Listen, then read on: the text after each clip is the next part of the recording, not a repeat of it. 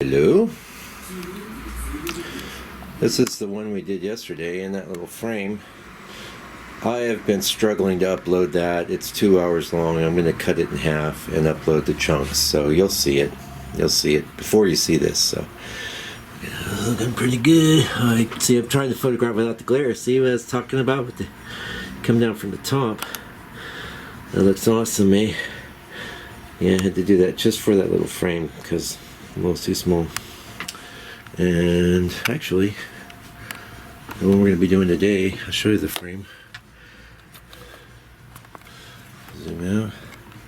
So this is a frame I came across. I'm going to be tinting that frame. I might even show you that too. Yeah, not right now, but I'm getting ready. So, see, we got the board, got the blue tack. We're getting ready. We're getting close. So soon. Hello. Welcome to Traffic Central. Oh, you hear plenty of traffic going on. I know. It's just outside the window here. I tune it out, but I really hear it on the videos. So, I just did a little pre-video just kind of showing the frame we're going to do. So, the story behind this is my student gave me this frame. I think I originally went, it's kind of nice. It's like, it's too white. You can see, so what I'm doing is I have to do, this frame's too small. It's not actually 5x7, so I've had to cut the board down. By the way, the MDF, if you don't have a saw, you can use a razor. That's what I did. I had my friend cut it for me, but I screwed up on the lines. But so that's the plan. Just make a painting to fit the frame. It's a pretty cool frame. I'm going to rub this frame down with some yellows and stuff. Really integrate it with this scene. And the scene we're doing is a request by Andre. Andre wanted to know if I had a live thing of Corot. Funny enough, I've had this sitting in my little OneDrive folder. And Microsoft, you can advertise in this channel. I use my OneDrive. I have the Dropbox too. I don't know, the OneDrive's all integrated, works good. So what are we going to do? We're going to do some quick color matching. It's around 11 o'clock. Today's the 18th. Thank you for joining me today. Hopefully you're not getting tired of me. If you are, well, that's okay. Maybe someone else will, want to watch this stuff. I've got the light off right now, mostly because we're going to have a huge glare on that palette otherwise. Now what I do want to do, I'm going to go ahead and bring it down onto the palette for you a little closer. You know what we're after. You see the Corot, yeah? Okay, so now you see the palette. Now I just pulled it out of the fridge, and there's usually a little bit of moisture on it. Not that big a deal. I did do a bunch of palette cleanup yesterday, but what I like to do previous to color mixing is any areas I know I'm going to be deficient. And now when I make the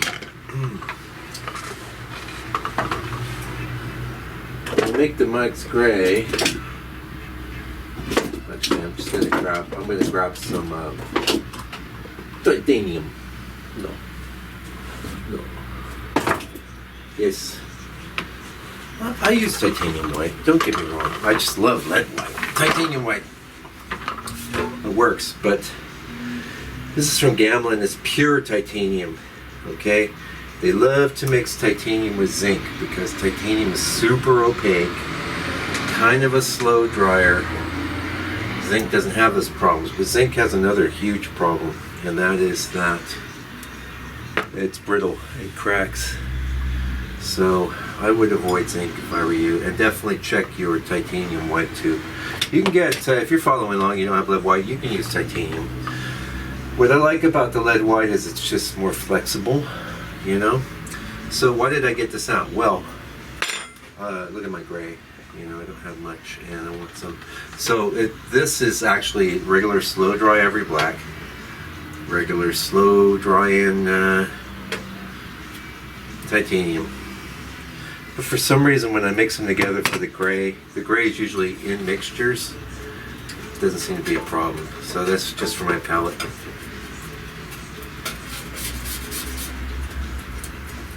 I like this old knife. I got this off a friend of mine from the quarry. He used to teach at the for the university in Auckland. He used to teach art. There we go. Just want a decent dose of that. I'm going to stick with the lead white. What's on the palette now is Williamsburg, but my tube of Rebolev is bigger and newer. Remember the drain. Look at this. Woo wee. Yeah. I just feel like I've been mixing my titanium and my lead white together for maybe 7 years. Just feel like working with plain lead. The way I am is, I apologize for that noise too. Big trucks come by. This is actually a pretty major intersection. And when, I've been meaning to tell you, I'm going to be taking a trip in October, so I might be putting some videos up. If, as a matter of fact, I'm planning on making a little trip to the Barbizon area of France, which is where Corot used to paint. What a coincidence. See, I planned that. I totally planned that. Oh no, I don't want to. Yeah. A little more alizarin crimson. I don't think we're going to need a lot. This is actually going to be a limited palette painting. I wonder why I'm actually using this palette. We're going to change direction. So that's okay. That's my full color palette. We're going to set up a little earth tone palette with one amendment. Yeah. Oh, actually, we'll just fish the colors off of this. So you can do that. You can have multiple palettes. We're going to need this raw umber. Why not have this? Look at all this ochre I got. I got to use it. This white. Also, for this painting, we will need the cad yellow. We need it. Would not be able to pull this off without yellow. So it's a limited palette, but it's going to be a bit more extensive than what you're used to. Yeah, I don't want that burn number. I don't need this red, but I do need. I'm just going to maintain the sort of order I have on my normal palette. Sorry. Realize just now you can't see that. So all I'm doing is I'm just moving things from my other palette to this one. It's going to be a limited. And I'm just keeping the order that I don't need any of the cool tones or the cool reds, but I need almost all the warms.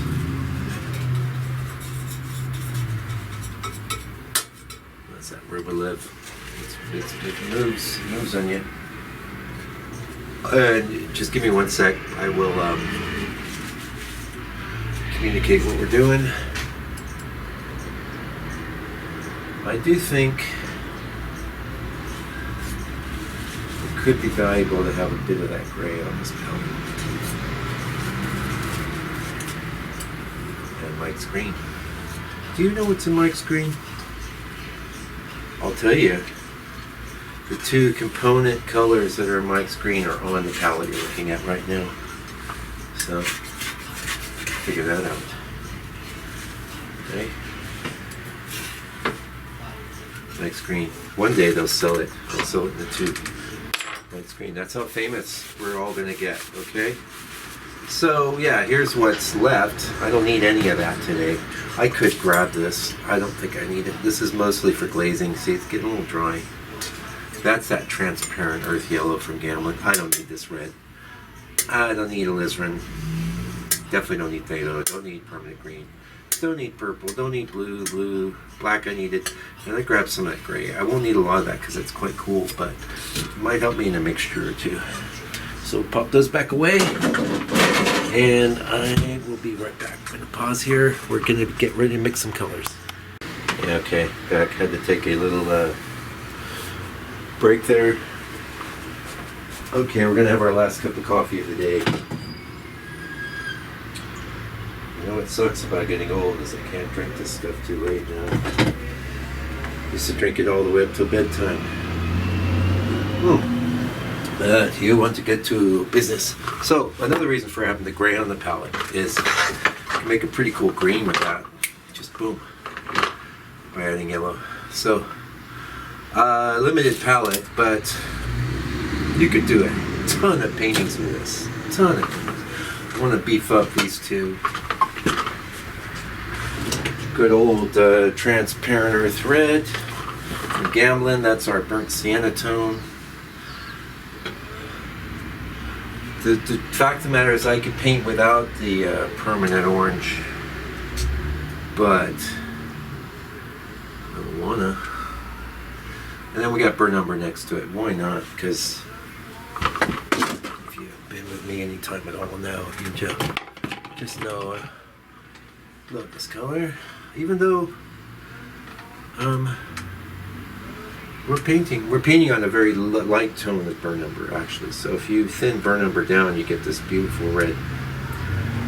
When it's dark, though, it doesn't even seem all that red. It's very deep chocolate tone. And if you looked at any of my paintings for the last year or so on the channel there, you see that color. So this is a bit of a shift. We'll get into the board in a minute. Yeah, I always think you can see everything. All you can see right now is this palette. I do not have the light on because I don't want you to get glare. So let's zoom out for a minute just so you can get your bearings. Now I am thinking of what I'm thinking of doing actually, so that you could have access to this is maybe I'll put this on my blog and pop the reference image at the bottom, so any of you that want to take a stab at it don't have to go hunting through the internet. That's what I'm thinking of doing. Yeah, just to help you out, because I want to help you. Yeah, my store is on my site, my blog. The blog actually recently, you could delve into the deepest depths of M. Francis, because I started out doing text back when I first started painting, getting to be over 10 years ago now. All right, so we're done talking. We're going to talk about what's on this limited palette. Lead white, kind of a mix of the Williamsburg and the Rublev. I could use either one. Cad yellow, yellow ochre. Actually, this is a blend too of the two. Yellow Rowney. Yeah, let me check this. How you doing, mate? Help you with anything, or you just have just grab up, get up, and knock yourself out? Let me know if you need any. Look closer, look. Alright, good. Okay. Make sure he's happy. You know what? A little more of that too. That's the raw umber, and that's going to factor really heavily into this painting, which you can see. There's our reference image. So maybe you'll take that. You could go to my. Also, I haven't been putting these live ones up on my blog. It's really added a lot of work in a lot of ways. So, last thing, I tried uploading a 2-hour-long one. That's too long, so I'm going to split it into two today, and we'll try and keep them all to an hour. So if they're more than an hour, like I painted, that was 2 hours. Just a really nice study after Ness, and you should be watching it right now, but it didn't work out. Me and YouTube. I woke up this morning and it was still processing, so I mean that drip. Okay, let's do some mixing. Oh wait, lead white, cad yellow, yellow ochre. This doesn't even matter right now. This is transparent earth yellow, but it's in the scheme of things. Raw umber. This is Mike's green. And this is permanent orange. We could get by without that, but that could be handy. I see some definite orangey. Now all of that could be pulled off with the This is optional, totally optional. It just gives us some flexibility. It's really nice for making greens. That's why I like it. I like it for a million things, but I could get by without it. Burr number, transparent earth red, quick dry. Griffin, you know what, Winsor Newton? Your quick dry is great. Yeah, you're killing it. You're killing it. I don't even use any other Winsor Newton. That's my only Winsor Newton. Oh, you know what though? You need a bigger tube, guys. Come on. Dinky tube. We got paint to do. Mike's gray. You would have seen me mix that. That's actually titanium white and ivory black. It's a regular Dale Rowney ivory black. It's dry and slow. So we're gonna do our sky colors and our ground colors. I don't think we're gonna paint this guy in. You know, Corot's painting is like an 1824 or something like that. We'll see. Maybe. I don't know. It don't matter because he's just another shape. You know, so maybe. Yeah, this Mike's gray might come in handy for this. See, I don't want to get any blues, so I'm really glad I put that on there actually. So, this is such a light color. I'm going to start with white. So you want to start with whatever's going to predominate. And then some yellow ochre and just see where that gets us. The yellow ochre took that. And yellow ochre is not the tone of that sky. Yellow ochre would always take a backseat in any mix to cad yellow. See? It's very lemony. And when you want lemony, you want cad yellow. I could have maybe put a lot less of that ochre. That's what I was going to say about color mixing. Everyone wants to know about color mixing. That might work for a dark tone. It's a little more orangey. But, there we go. It's a little orangey. To be honest, I don't even need to pre-mix on this painting, but this will give you a chance to kind of see. So it is good to kind of work things out. I think I'll need to change how I have my palette laid out now, so make some room.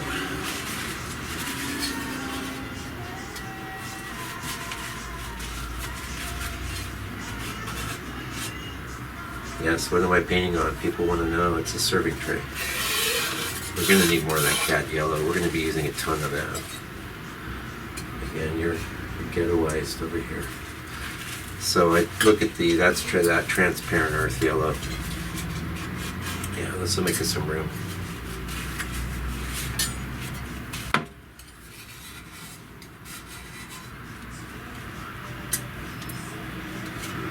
Pour a little pint. It's alright, this won't go to waste. What I'm going to do is treat that as my darker yellow in the sky.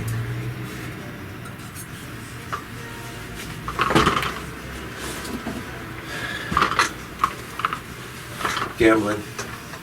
Cad yellow. It's a fun color. It's great. I got by without it for years, so I used the Hansa yellow as, to me, interchangeable, but there's a slight amount of opacity. And I bought the tube, so I may as well use it. So more yellow. This alone will be 2 one-note. Yellow and white's 2 one-note. So this is where you're going to want to bring in. You know, what you just messed it up, Mike. Really big. Maybe. That's where I like this permanent orange, because that could counteract some of that greening. Right? See? That's magic. Painting is magic, by the way. I am a wizard and you are my apprentice. Maybe you're another wizard. Come. Although if you're another wizard, you're probably busy doing painting.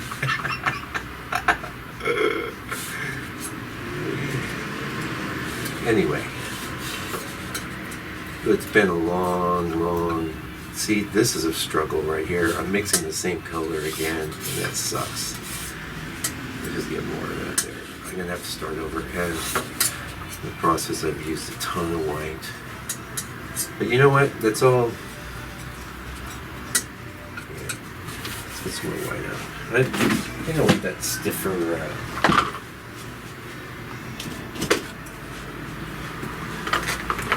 Stiffer, the Williamsburg stiffer.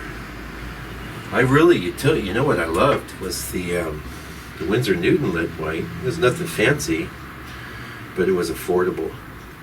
Now all the lead whites moved to these boutique brands. I mean, not the Williamsburg boutique, but it's high end. It's your Cadillac. Michael Harding, Williamsburg, and Old Holland. Those are your Cadillac paints. I'm more a Toyota kind of guy, and that's why I'm a gambling guy, because you know it's affordable, it's high quality, and it's reliable. All right, that's enough of this. This is enough, light enough. This will work. Things are getting a little mucky on this little palette, though.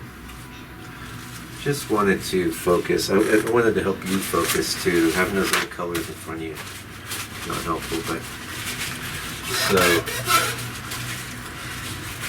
let's do a little cleanup here. I'm gonna move over. I need more room. Sorry. I'm just cleaning up. Don't worry about it. It's like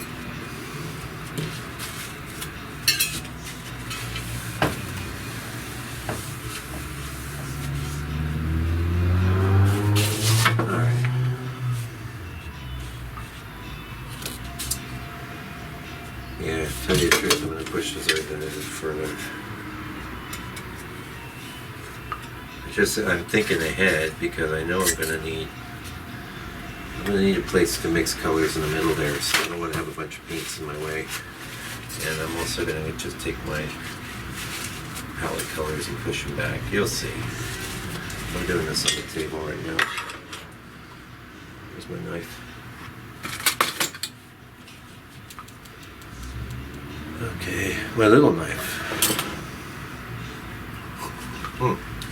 You were trying to tell me. It's right there, Mike. Just push this down. And you can see the phone book, how handy that is. You know, now you better hang on to these phone books. You better start collecting them because, I don't know, when is this? 2019. Are they going to have phone books in 2022? I have a big stack. I have enough to last me 20 years. Brilliant idea though, see? Paper towels cost money. Phone books don't cost money right now.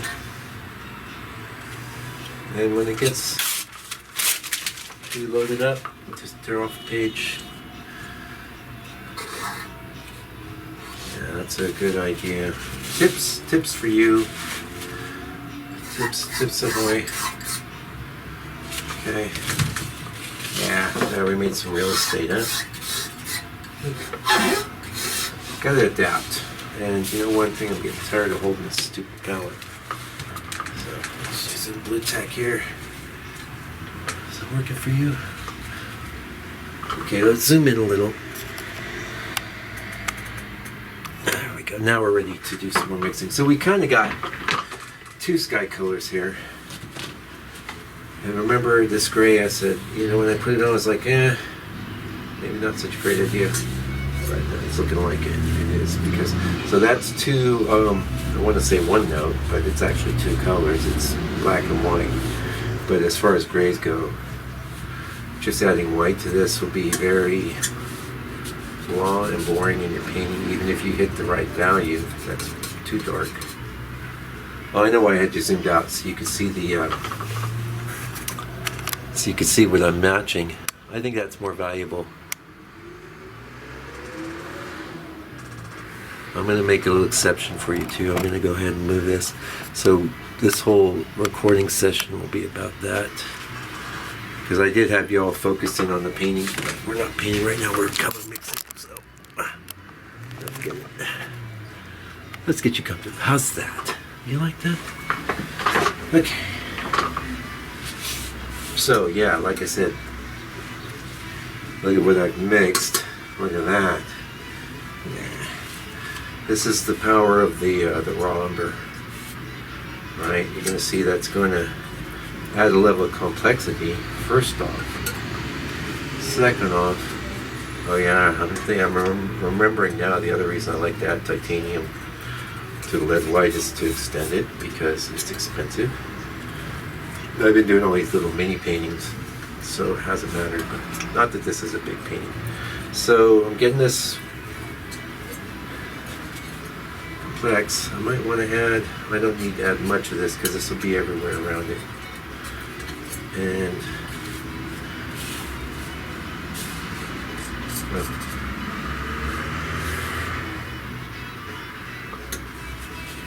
just hit that value.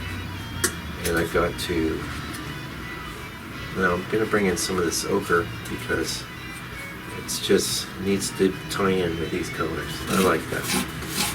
It may or may not be the exact right tone. Now we don't need a ton of this, so I didn't mix a ton. I can always make more. Alright.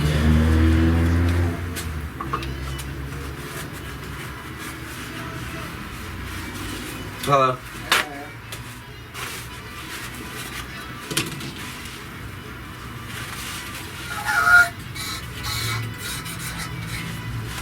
Yeah. Like, okay, that's it. That's it for the sky. And we will be dipping into the white the whole time.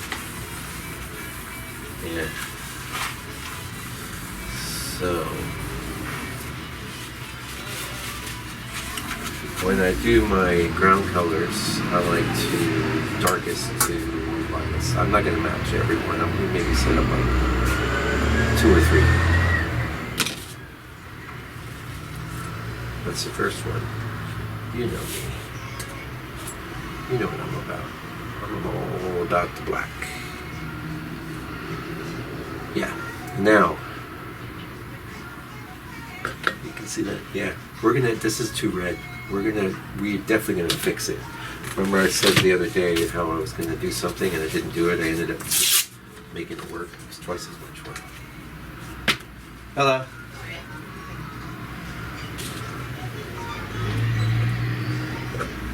That's a reminder. Yeah, because yeah, right. So umber is a big part of this whole thing.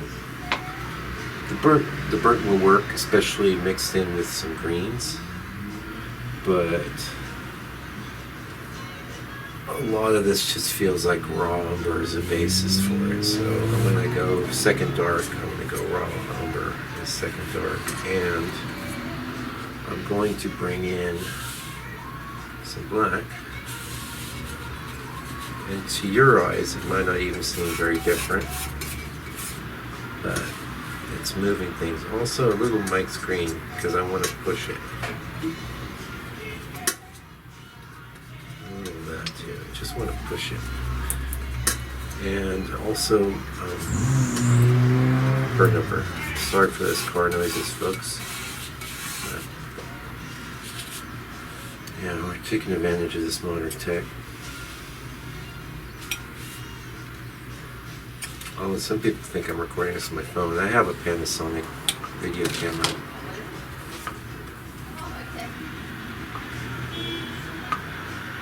Now, speaking of this upload issue, if I was actually live streaming, it wouldn't have been a problem. Everything would have been on YouTube servers. So, but I can't. Too many interruptions to live stream. I wish I could, because then we could chat back and forth, but you can use the comments section. Andre wanted a Corot. He asked for it. Andre, you got it, man.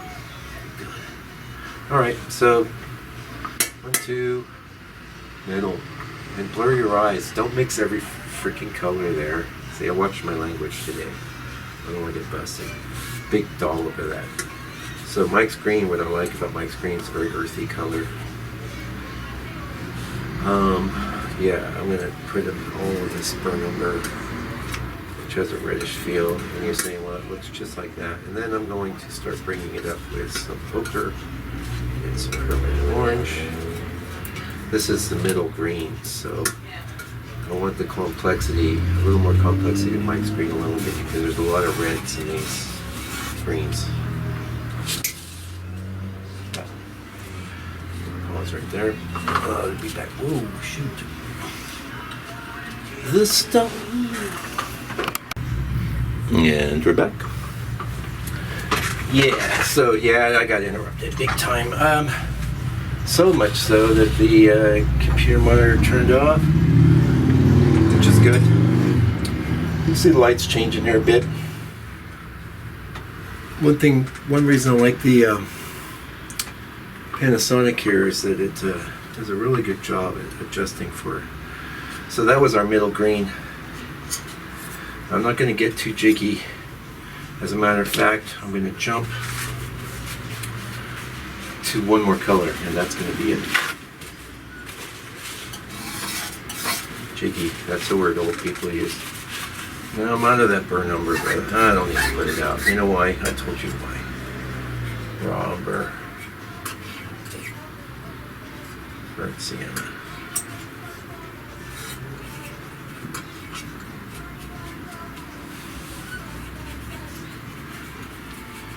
We're going after this edge thing. And then some yellow. That'll give it the greenish feel. Some greenish feel, but it still have a kind of orangey feel like that. And then for everything else, we'll just dip in as we're going. So, oh yeah, and I take a break to feed old Denny. You want to say hi? Hey Denny. Come here. Hello, Denny. Hello.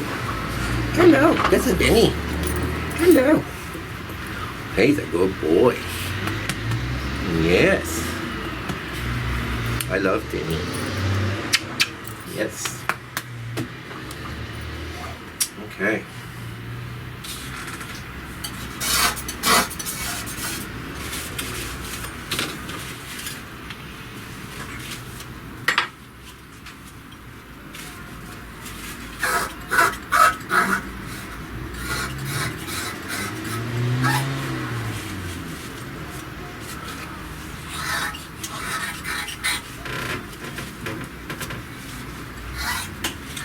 Right, lunchtime. Hey, we're back. I just got everything all refocused on. There's our situation. You've seen the picture. We're gonna get to work now. So we don't have all day. I know you look at me the way I'm dilly-dallying. So you can't see the palette right now. I'll lift it up though. In fact, I will make sure I'm zoomed out a little further than I like so that it'll all be there for you.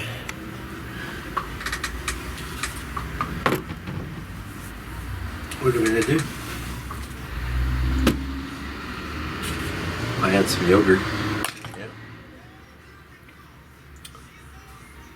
No, I don't want that there. Yeah, I got 2 paint boxes going now. One for my earth palette I've been doing a lot with, and then one for everything else. Cleaning up a little. So I can see I need to move those up in the room to work.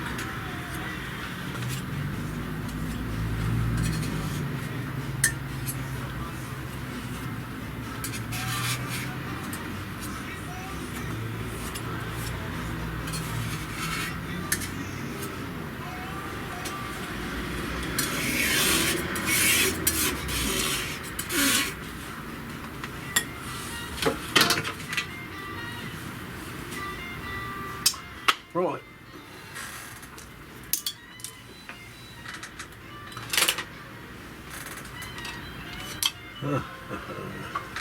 Hi, can I ask you about Sure. this piece of, I guess it's, The glass? Yeah, we're back. You wouldn't have even missed me, really, because we're all zoomed in. You can't even see what's happening. Hey, Robert Simmons. It's so rubbed out. Look. Take care of my brushes. Look at that. That looks. I won't steal Dennis Sheehan's line. I love it though. So I'll tell you his line that he says. He calls it his WMD, his weapon of mass delineation. I love that. We're gonna do a lot of it with that. I even contemplated jumping up to a 6 here because it's all just a bunch of whatever. I might just keep that handy. I've got a couple of, let's say a 0 and a 2. Old cheapy DOS brand. These are good though, and you know, if you treat your brushes right, like these have all been formed with the soap.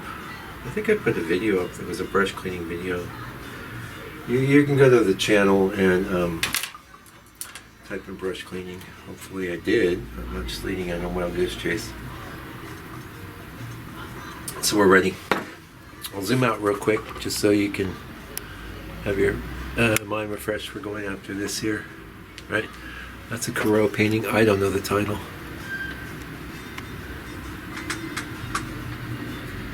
Wooded Peninsula. Beautiful. By the way, this was upsampled with Topaz Gigapixel. You guys can advertise on my channel. Come on. Get with the program. Alright, so here we go. We're gonna draw. I call it drawing, but yeah. We're gonna use some we'll see. Now I had to thin this down yesterday and you didn't get to see that video. Well, it's still very sludgy. It's sludgy, but I think it'll work. I think what happened is this stuff does turn to sludge if it sits around too long. Sludgy, but it'll work. So what I did was I added some Gamsol mineral spirit. I like the Gamsol because it really, really, truly is odorless. Very, very fine. I don't actually paint with paint thinner like that or mineral spirits, but I use it for all my cleanup. So I'm going to go into the oil. Yeah, it doesn't matter if it's gooey. It'll work. Actually, what I can do is I have some of that mineral spirits here with a drop or two of lavender oil, which gives it a nice smell. I'm going to mix that together. Actually, I use a brush. That's working. That's working. So the mineral spirits will just, evaporate anyway. I like to use oil. Question now. Do we want to do our drawing with black or with umber? I think raw umber. Oh, haha. I remembered, and actually even had that. Remember, I had that tag on there. What was that all about? You were saying, why do you put the tag Well, I took it off, and I almost forgot. So this is quite red. And this is a little more greeny. Where red meets green is a chasm of fascinating variance and subject of much debate between art directors and creative directors. If you're in the business, you'll know what I mean. Now, I definitely need more of this raw umber. I should put that, because I was going to put a discount for all my clients that I've done weddings for, all my portraits and stuff. Yep. But I'll put that on that document at the bottom so they can print it and snip it off and bring it in, eh? Hold on. Say, Hey. So we're ready to paint. We're zoomed out. Yeah, so this, oh yeah, no, right. Yeah, so I thinned that down a little more. That's working good. Pour that in there, mix it together. So what are we doing? That could still end up too red. So I'm going to get rid of some of that. Now, fortunately, raw umber is not expensive. I'm going to add some black because black will flatten it more. I want it more flat, more oldie. See? I don't want to actually go full out green though. But I'm trying to green it up a little. I'm going to go more black. But what's he doing? What's he doing? Yeah, you know what, you guys? You keep watching. I got rabbits I am not to pull out of my hat. Then again, we're doing the same stuff over and over, so which is why throw it away, right? So what we're going to do with part of the drawing is just going to rub this down. That's still really It's not as red though. I'm tempted to grab a little of this, which I know will add a green component. Yeah, I'm contradicting myself. What of it? And even a little of that's going to have a pretty bad. Even a little of that's going to have a pretty good impact. So you say, well, you don't want to paint all that wet paint. Don't worry. Don't worry so much. I keep telling you. Get it rubbed in real good. See, the paper towel's even giving way, but rub it in good, kind of burnish it in. And paper towel.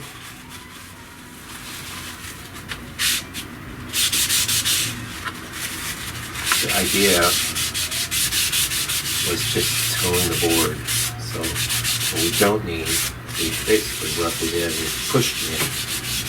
What we don't need is a bunch of extra paint there, because I wanted to act pretty much like it was before I did that. So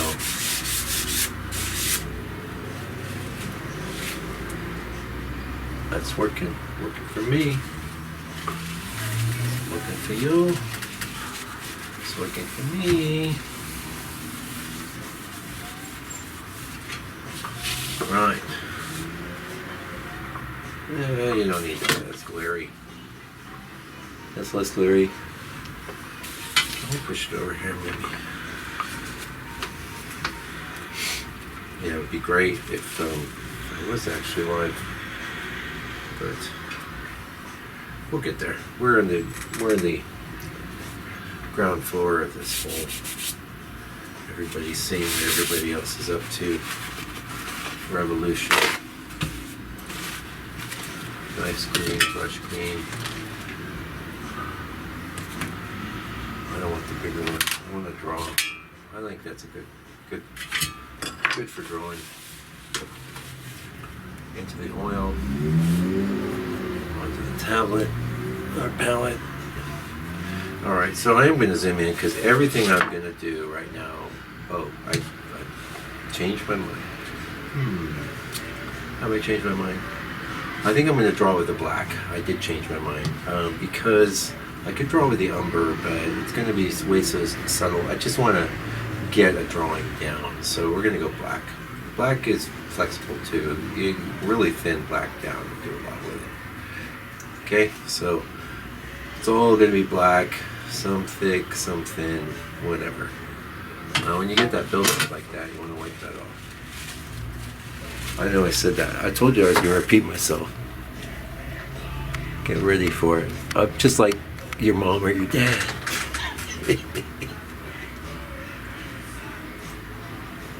So, Corot, what a genius. My God. He's easily like my third or fourth favorite painter. Could be my second right now. Hey, good. How you doing? Alright. I was just checking in. Yeah, well, even say we're back. Yeah, it never fails. I actually start painting and then like somebody comes up. You see, so I like to make a little mark. You've seen the image we're going after. Just do.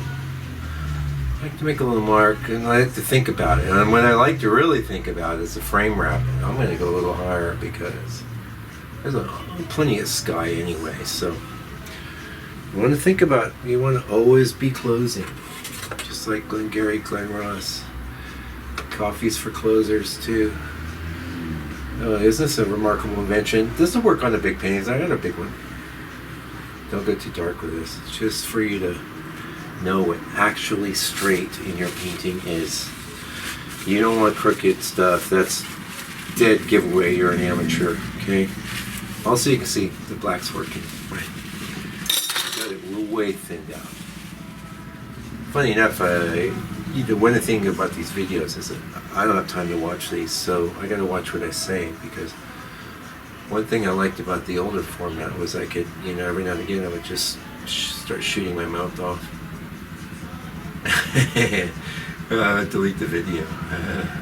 So now I just gotta be really good. Oh, this looks really awesome with the black. So why am I starting here? I could start in different spots, different days. We're drawing. Notice that. I'll zoom out for you.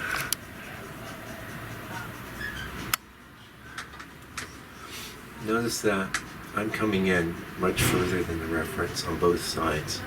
It's called the frame rabbit. Hey, how you doing, man? And we're back. I know that last session was pretty brief because the mate came in, we had to talk, and I had to have some lunch. You see what number 2? Still the black. It's all here. It's all good. I'm gonna take out my glasses. I want to see big pictures. So there's a relationship between these two. Boat. Notice how much higher my boat is than that. That's why I've got you way zoomed out. Frame rabbit is why. And you know, when I'm taking my glasses off, I'm making sure to get things straight. I'm looking for the relationship there, here, and it looks like that line. It's got to be higher. A little bit. So you find when you do this sort of thing that it seems to be almost impossible to exactly match the little guy in there. Why not? He's just a little guy.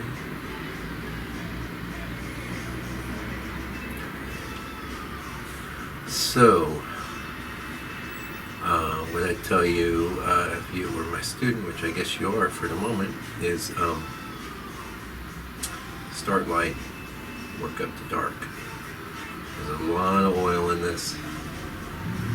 And again, we got a frame rabbit we're dealing with.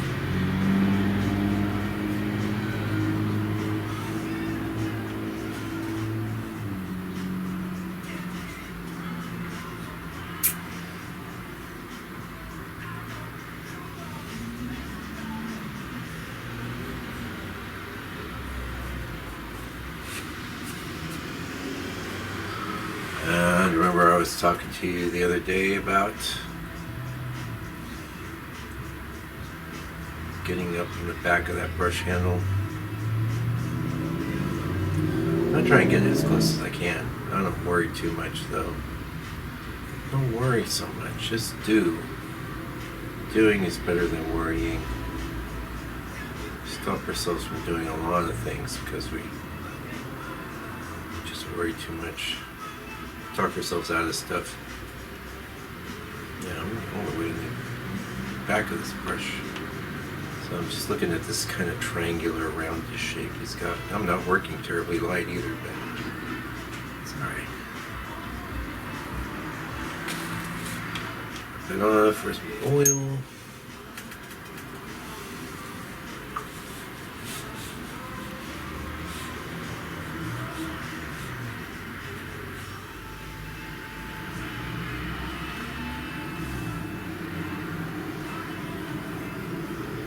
Here I make it a little closer to that rabbit. I don't worry as much with things like skies and things.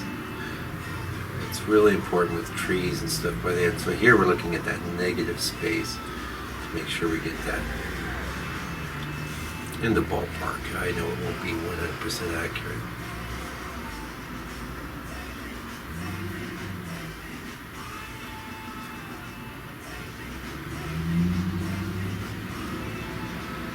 Worked out.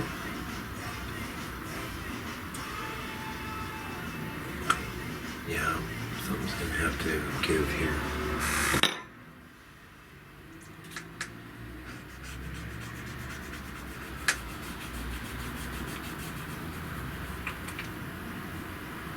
I'm gonna have to give.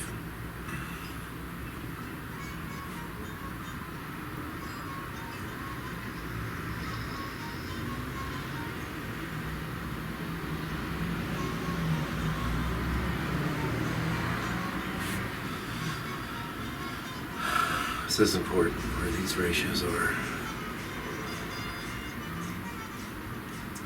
Now, so That's a board, and that's a board, and that's a board. And this comes up like this. That's a board, and there's actually some water there. Most of the oil in my brush here.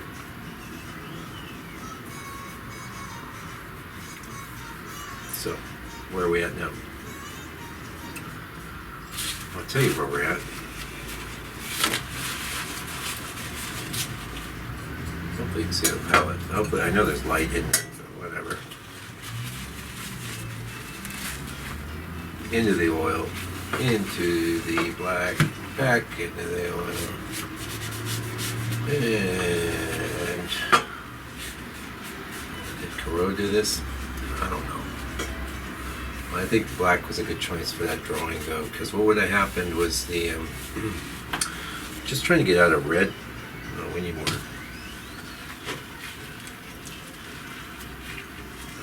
We need more.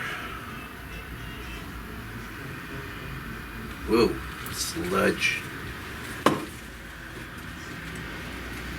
See all the sludge in there?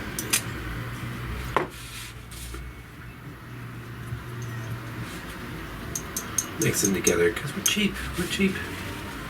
Okay, good. Yeah, so I still got some black there. Just need more oil and more black. Kind of thin, kind of nice. Kind of a little oil, but.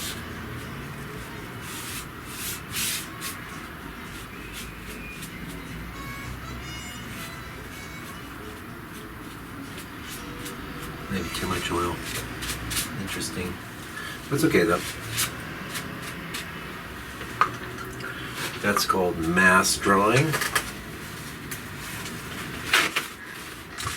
And it's definitely time to move up. Bigger brush. More paint.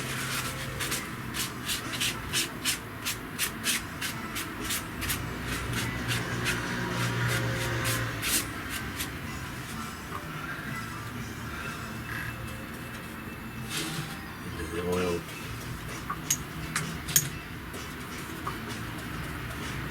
Black, we're definitely gonna need more. Is it black there? Yeah, black. Lots of black. So, time to, too much oil.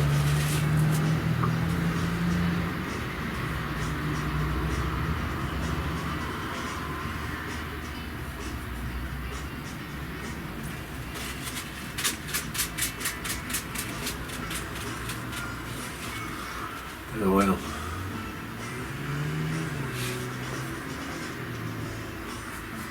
Now again, we don't have video Corot painting, so probably the best you're gonna get. Do Corot paint like this? Probably not.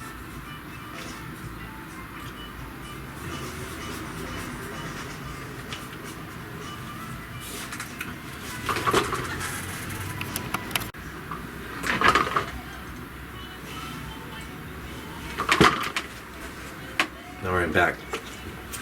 Oh, I got the new eyeglass prescription. They're different. They're very different. Different better, different worse, I don't know. But I'm going to start off by cleaning them. Because they have a bit of a haze on them. Don't like that.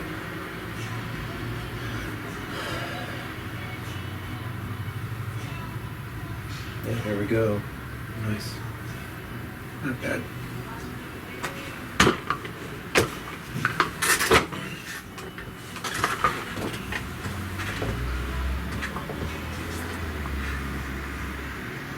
I'd say they're brilliant there.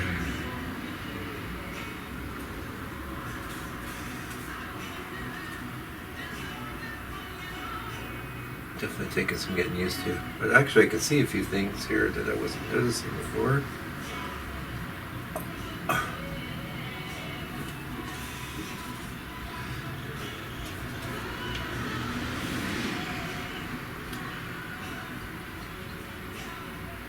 No, we're not going to get too tweaky with the tree trunks. We're going to get something in there.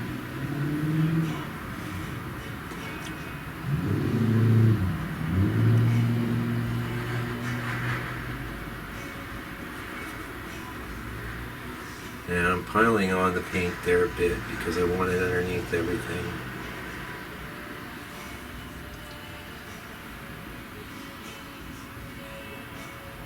Don't be afraid to bear down sometimes. Just make a commitment, because get you out of mincy mode. You don't need to be in mincy mode. Nobody wants to look at your mincy little painting.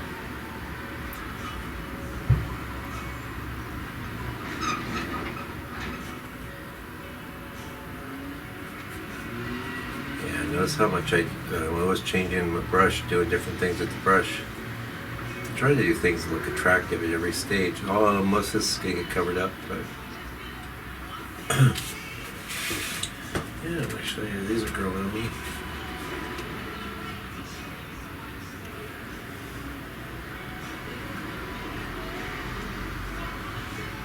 Know when to move quick, know when to slow down. That's called experience. That's what you're going to get if you make a lot of paintings. I want you to make a lot of paintings,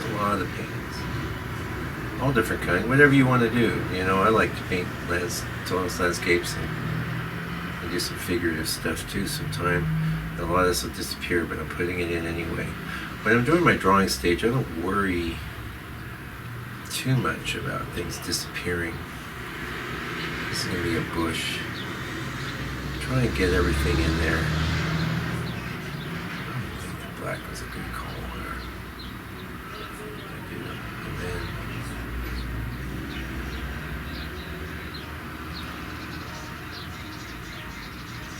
this is gonna be that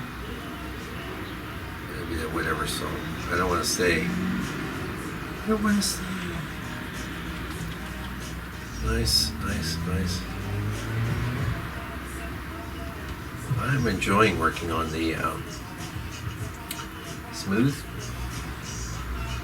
After a year and a half, 2 years, texture just feels nice now.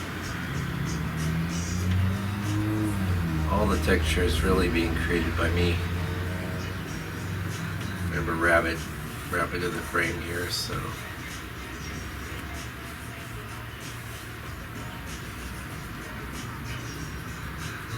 Story here.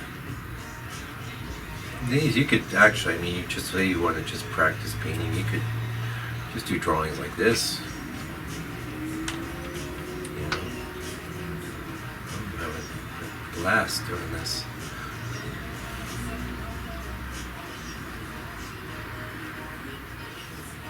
Probably getting a little more involved than I need to. I think I've done everything I need to do. Now, weirdly, he has like a bush here.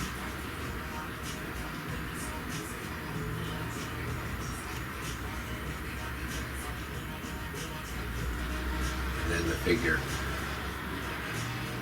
which is getting dicey, but how many times have you seen me draw him now too? Like 3, 4 times? Yeah, you'll see me do it over and over, but that's okay. You don't, we have all day.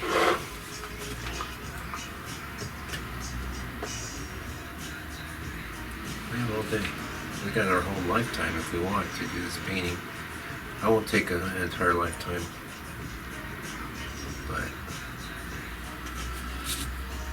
sometimes you do things that are negative.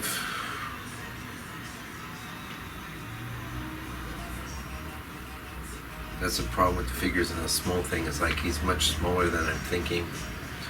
As I just realized when I was whatever, keep down until shape. It's optional. Some areas I want that paint pretty much just piled on. It's moving around a lot, and I think it's moving around a lot because of the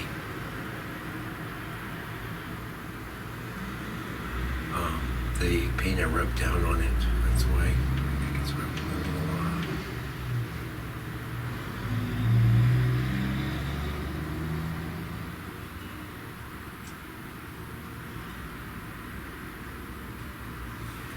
I'm pretty happy with that.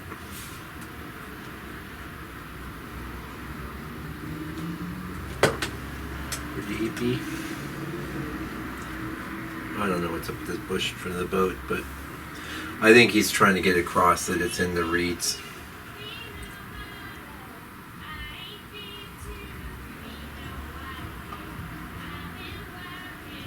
So we want skinnier, we're going to make it longer. Yeah, it'll work, it'll work, it'll work, it will work. Keep telling myself that, just hoping it's true. This is a bed. This is a bed I've created for the lovely greens and stuff coming over the top.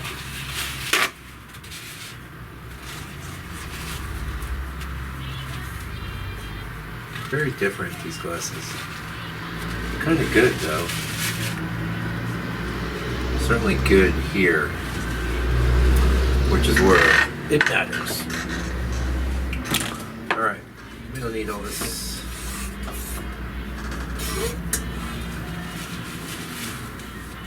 I am going to zoom in now. So, actually I'll pause. And we're back. That was a very tiny pause there. I'm going to zoom in now. I'm going to just kind of do the sort of thing you're used to seeing. Because you see me mix the colors. You've seen what I'm painting from. You see me do my drawing. And I did my drawing kind of zoomed out so you could see me how I was interpreting the reference. Yeah. This is something I didn't used to share, but we share. We share.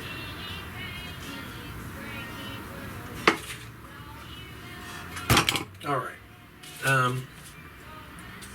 I used my one. Oh, actually, I was talking about this. It's a big brush to use on this kind of thing, but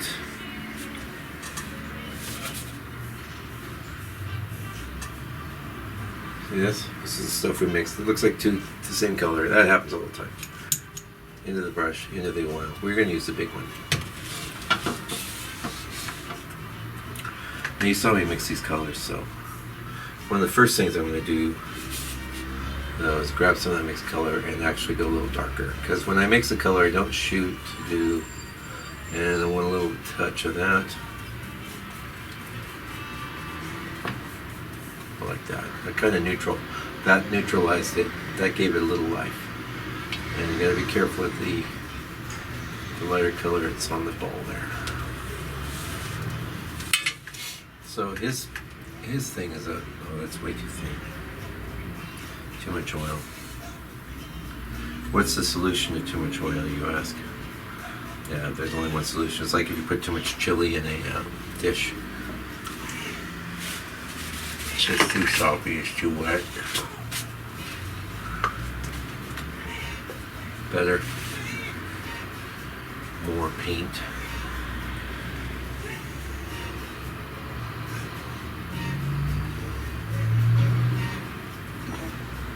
More color. I'm coming in with more color. Now over in here it just kind of goes into a gray kind of. Just notice that. We're just going to vary it.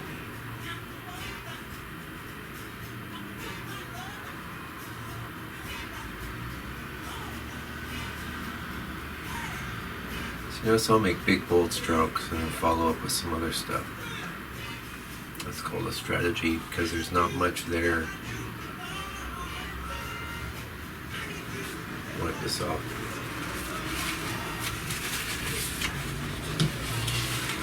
And I come in with some of this. I really see I need more gray. More of this. Contaminate it with some black. More black. More contamination. I really need that color dirty. It'll feel quite cold. See? I thought that was mad. I know what I'm doing.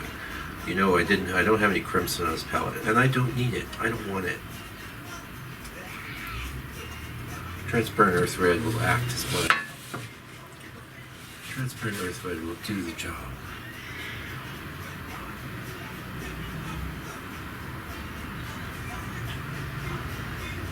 This kind of thing is, I mean, I can't build it up. I'm not going to worry about stroke for stroke and winning that. And what he had was really a hazy, amorphous sky. So I'm doing my own thing, which you'd be surprised at the end of the day. Let's get some more of this. Where the two meet is where I want to be. See? I'm hitting that tone. I'm hitting it. And so you say with such a giant brush, how do you do any detail? Well, that's the corner of the brush. And the corner of the brush makes interesting marks, whereas a tiny brush will just make tiny little rice grain marks that everyone's going to be totally bored with. Don't worry though, if your friends and family will tell you it's awesome. Right?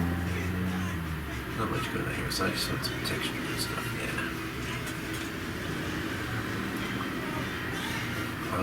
Yeah, and I could worry more about clearing that rabbit, but then we're going to lose the whole thrust of things. So, bring in the gray.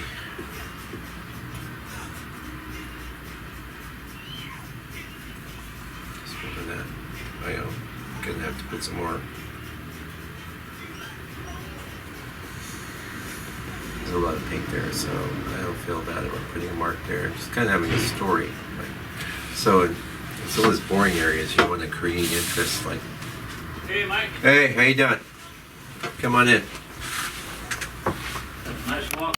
All right. Well, that last interruption was a doozy, and so much so that we're not going to have time to do more with this today. So this is what I wanted to turn on the camera though and just kind of talk to you about how to leave a painting if that's the case. So what you don't want is some of these thicker bits that you would have come into with newer other paint. Definitely just amend those a little bit, okay? Because we're going to come in tomorrow, and so you almost just want to have, don't smooth everything out, but these were areas we're going to get into other things. So I don't want to have things that are going to make problems for me tomorrow when we sit down to get back into this, okay? So, yeah, I'll be closing up here before too long. And, yeah, but we'll get her done. Yeah, this happens. I had my rep from the States come in, so I had to talk with him. And, we're good. It's all good. Thank you. See you tomorrow. Hey, we're back. It's another day though. Different day.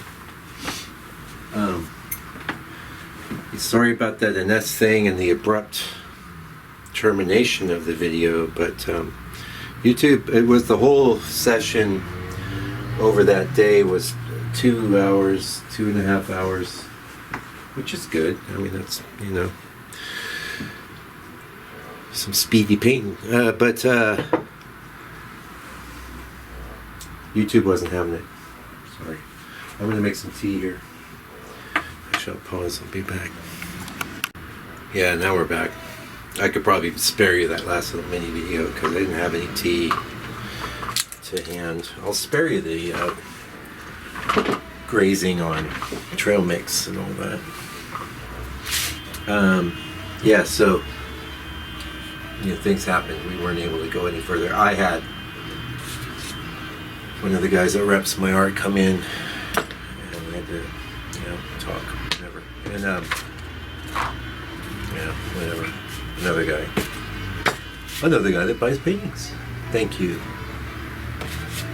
You got to buy the paintings because I keep making them. They're here. Someone needs to buy them. People do. Actually, it's been going great. Thanks for you helping me out and supporting me. That's great. And if you don't, that's a fine too. Just keep watching. You're all good. Do what you can if you can do something. If you want to do something. If you don't, it's all good. Well, this drive's pretty quick. I mean, that's yesterday. I don't need all that build-up. I don't need to deal with that. I didn't want to mess with it too much yesterday because it would just blended into nothing. It needs that. It needs to look to nothing. all this is bone dry. Looks good too, just the way it is. I'll do some paintings just like that. It's dry, it's good to know. It's good to know. But it's not Corot.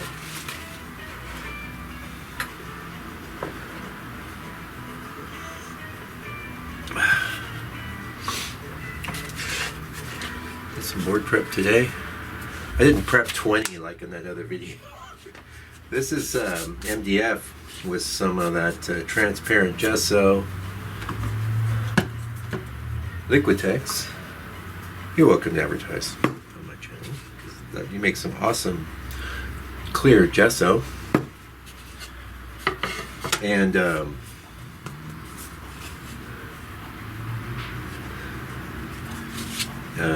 raw umber. Yeah, nice color, huh? Raw umber, very interesting. That's gonna be cool. I got a figure in mind for the raw umber. Yeah, I'll show you that later. I'm gonna do a video on that. The thing is like, it's a nude, but it's an old nude. And hey, she won't be here in the room posing. In fact, she's probably long deceased now because this photo reference is from the 1900s. Yeah, beautiful photo. I'm gonna make a beautiful painting. It's for a show I'm gonna do. So anyway, you're saying enough rambling, man.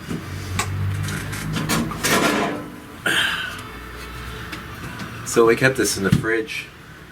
Yeah, another good tip is, a little bit of clove oil, or even, clove oil you could do, but you could even put a few drops of this in there. Put some tin foil over the top. The whole thing is to try and retard oxidization. So without much further ado, we have our drawing done. We started laying in the sky, got interrupted, finished the sky, and do the painting, finished up. So it should go, hopefully it'll go real quick. Pick some brushes, little number 2. That's nice. These are nice, these are cheap. They work good though. I'm not, I've been using them and using them and using them. And the real key is to condition your brushes properly. Use the brush soap. Clean your brushes with the mineral spirits, and then really good job with the brush soap, and then you brush soap, and then you form them nice and put them away, and they're perfect when you want them again. So a lot of little brushes, but you know what? I don't even know if I need little brushes. I think I need trusty Robert Simmons Signet, or is it just Robert Simmons? Yeah, it is Signet, number 4 flat. Although it's turned into a what they call a filbert now because of all the use. But good brushes, as you use them, they just get better if you clean them properly, like I was just lecturing you. So let's have a couple of these to hand.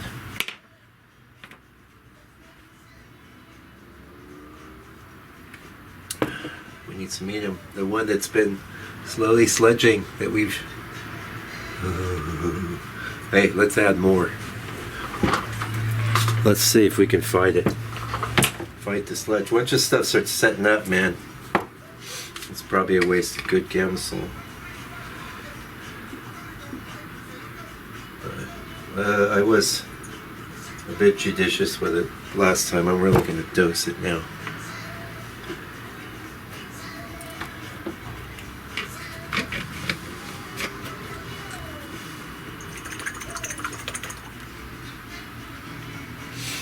No. We're racing. We're racing ahead of the gelatinous process. Yeah, this stuff doesn't have a permanent shelf life. I do have a larger bottle I decant for sludge.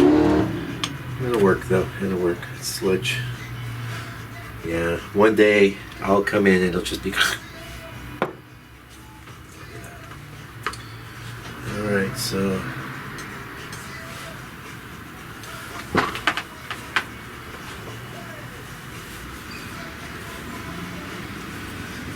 This kind of zoomed out like you are.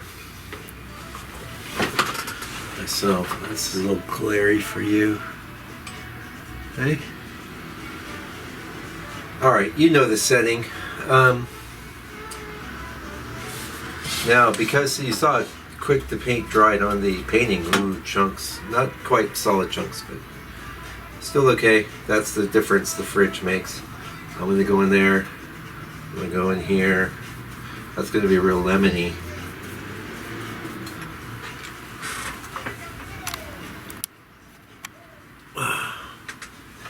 Oh, you're up? Yeah, okay. Too lemony for right now. So we'll counteract that with the permanent orange. Oh, look at that. Yeah, just to go a little lighter on that. And we need some raw umber on our palette. Maybe I can just, oh wow.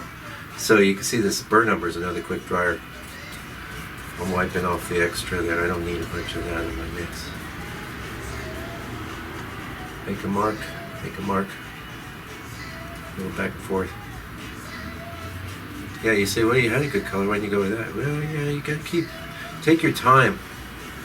Take your time. That's one reason, you know, I figured if this is boring for you, please let me know. And, you know, I'll just do the 15-minute version. Okay, back into this. I did that for a reason, because I wanted to have a yellowy, lemony feel, but see, I had to modify it a bit. Alright, and this is a bit of a transition. Wow, how much back and forthing are you going to do, is what you're thinking. Oh yeah, I like that. That's a little more.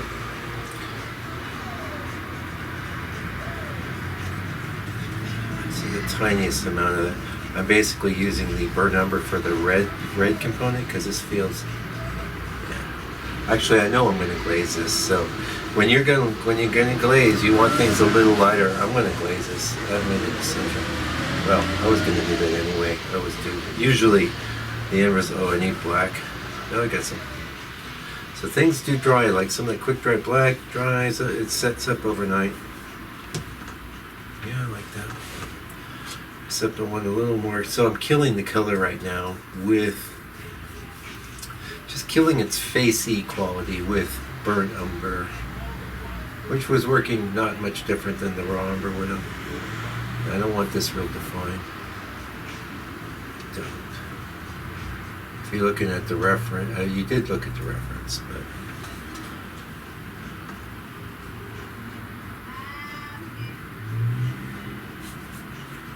Okay, so don't just keep mechanically painting with the same color. You want to always be changing things up and modifying things. Just make that automatic. See, that's the same sort of color, but I decided to add a little bit of that transparent earth red from Gamblin. A little dry brushing, why not? That had some interest. Also created a straight line there. If I were to hit that with my finger, it would just smudge up. Alright, so back into the ochre, off over here, and then back into the light. Because as I progress, I kind of want to go more yellow, more light. I want it to be distinct from what's going on around it. Sorry for the traffic noise. There's a lot of it going on outside the window. On the other side of the window where you are. Oh, it's pretty. It's pretty. It's also different from what Corot did, but to tell you the truth, a lot of what we're seeing with the Corot is age too, and a bit of just yellowing. Well, it's easy to get that with a glaze, so it's not a bad idea to kind of. You don't want to necessarily paint everything tobacco stained. Is what I'm saying. Even that glaze, wow, this oil is chunking up. And now, can I just keep going with the burnt umber? I wanted to get. Is that even raw? Is that raw umber? Ah, that's a color I mixed. No wonder it's drying up. Yes, I know. So there's a lot of raw umber. That's why I'm thinking burnt umber was going to be okay. There's no burnt umber on my palette, and there's no raw umber on the palette, but there's this color that mixed from a lot of raw umber, which is doing what I want to do. I think which could just be lazy. And put some more out.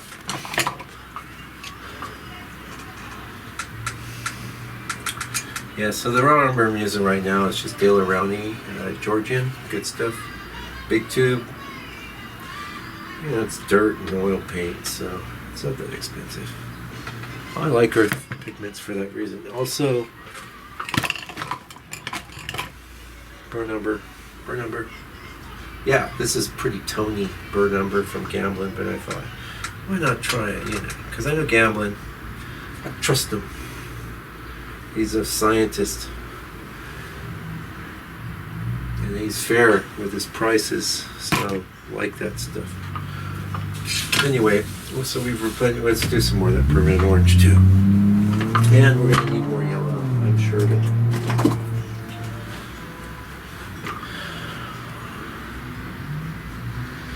So yeah, plan out in your brain what colors you think you're going to be using. I know probably need more black too. May as well do it now. That's you see it? Permanent orange from Gamblin. Nice color, great color. The king of all oranges. Well, some people like cadmium. Cadmium orange is very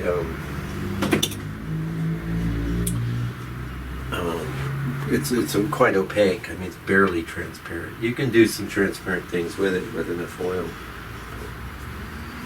Yeah.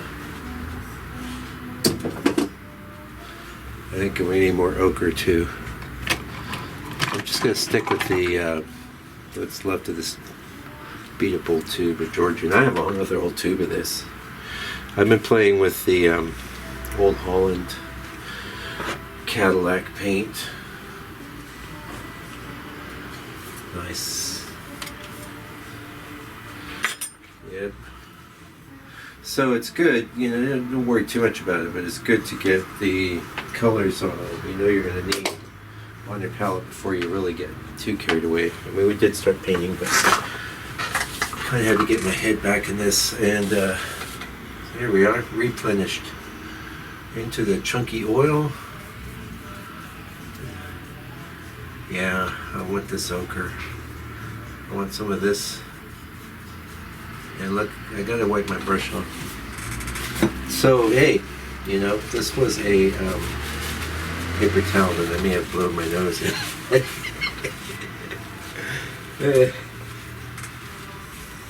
Still good. Still good. Still good for paint. Come on. Paper towels, they add up. Okay, so I like that color. It's, you know, like this is a bit intense, but there's some spots in there where we want to go with that. But for now, we're just gonna. Now, I don't want to be too thin, because if your paint's too thin, listen up, it won't last. It won't last. You'll be tempted. So this is just plain yellow ochre, and it's time to pollute it. Come with me, yellow ochre. I take you for a ride. Getting too green. Well, that's why I like this permanent orange, because it just counteracts that little green quality in a subtle way, whereas something like this, you'd have to have the tiniest speck on your brush. You find you're always overplaying it.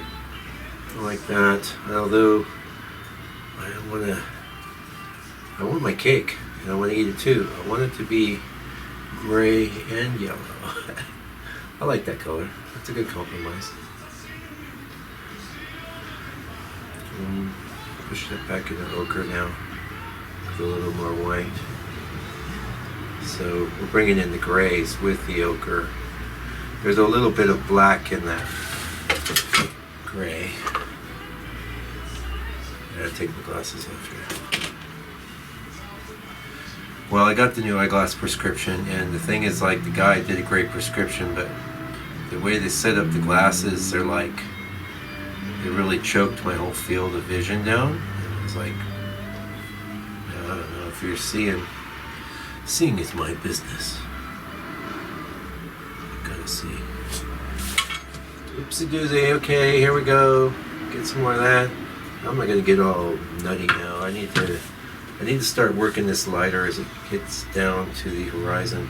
And keep in mind that I'm overplaying things. Corot, because I'm me. Okay, I'm not Corot. Corot is kind of a subtle cat. We're riffing on Corot. It's like we're playing his tune. Okay? That's how I see this. A lot of people ask me, why do you make the studies? It's like, well, why do musicians play other people's songs? Okay. All right, so I didn't let, that's getting too, need to kill some of that. That's over here, see? Kill, flatten. See? Too facey. I don't know. Too. I'm a color. So if that makes sense. You're gonna listen to me ramble. But yeah, I'm liking this. This is fun.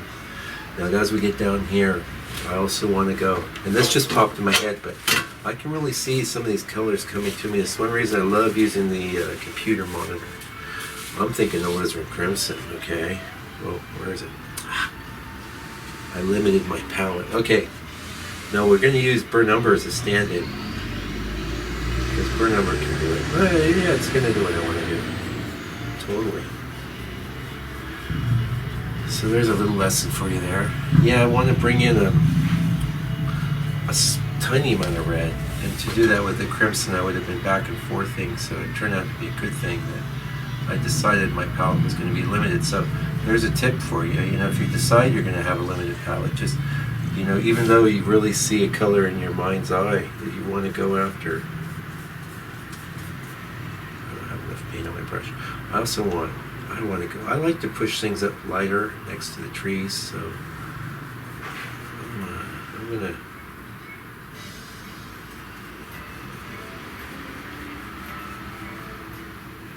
You say, well, Mike, if you want it lighter, why'd you have it right? And then, because sometimes you just want you want your colors to have character. That's too dark, but that's got the kind of character I want. So a lot of times I'll get it there, test it out, and then bring up the value. Now it's too reddish, so I'll bring in a little ochre. Test that. I like that. And keep in mind that I'm thinking glazing, so glazing is going to have a unifying. See, that's got slight red tone to it.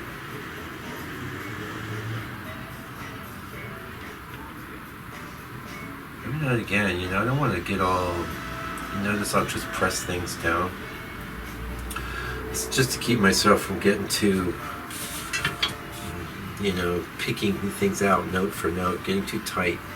That's something I talk about once in a while, but you don't want to be too tight. Nobody wants to look at your tight. Let me keep my language clean. With your tight oil painting. And you know what? Your mom is going to say, oh, that's so nice. You're so talented. You should be an artist. Mom's going to like it. Heck, your wife might even say, oh, honey, it's lovely. My wife's like that. If I ask her about any, I love that too, actually, to be honest. Ask her about any of my paintings. She says, that's lovely. Lovely, dear. And I says, oh, yeah, it is, huh?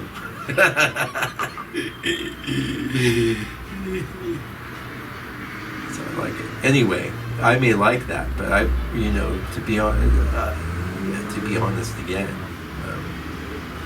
I was showing you my palette. So yeah, I want a little brightness up against the tree, a little payoff, man. We gotta have a payoff. Always have a payoff in your sky. Always pump things up. Because a lot of the emotion in your work, and I'm, you know, getting pretty well known for being a painter of emotions. And I think back into the back into this. We're getting away from this, and that's one of the reasons why I feel I'm struggling a little, because this is stronger, and we need some, need some stronger notes in there. Enough of this mincing around. And so I'm riffing off Corot. I'm not doing his thing note for note. Well, by the way, when I do that sort of stroke, it's a very light touch with just the side of the brush. And if you get some nice moves like that, don't overdo it. I get intuitions to say, time to change your brush back into that. I'm flattening the color a bit with that now. Flattening and a slight amount of reddening. Yeah, that's the kind of contrast off. So playing little green, subtle green tones off of very subtle red tones. And I'll be honest with you, I see some of this in the Corot, but you never know what these are. This is based on some little internet picture. Okay, so we're almost done with the sky. Time to maybe pay a little attention. Corot is famous for his tree edges. The tree edges are good. They're not. Well, I'll tell you why Corots are great. Because he really took the time to get a certain feathery quality, but it wasn't smeary. So I'm looking for a transition there, but that was a bit of the burnt umber into my existing mix. Now I've just oh, and then maybe I say I've gone mad, but it's actually time to. There's a lot of in our reference image. There's an awful lot of reddish tones in that tree, and a lot of it you see on the edge. I'm going to bring in some of this green into the red. And so a lot of what's happening, why I have to go back and forth, because I'm lightening, but I don't want to go into white. This palette's getting heavy, man. Yeah. Alright, you get the idea. I'm going to do this for a little bit here. So, I'll just tell you what I'm doing. So I want to strengthen that mix with some more green. And transparent earth red. See? Same kind of thing, but so you want to move the colors around in your image. Don't always use the same color. That's a lot of people make that mistake. They like say, "Oh, I've succeeded at doing this color," and then they'll just paint it everywhere in their painting. It's like, to a certain degree, you do that. I mean, that's actually that one way of kind of doing that successfully is like the limited palette thing, just straight up. So yeah, this was never designed to be dark on the edge. So it's time to start.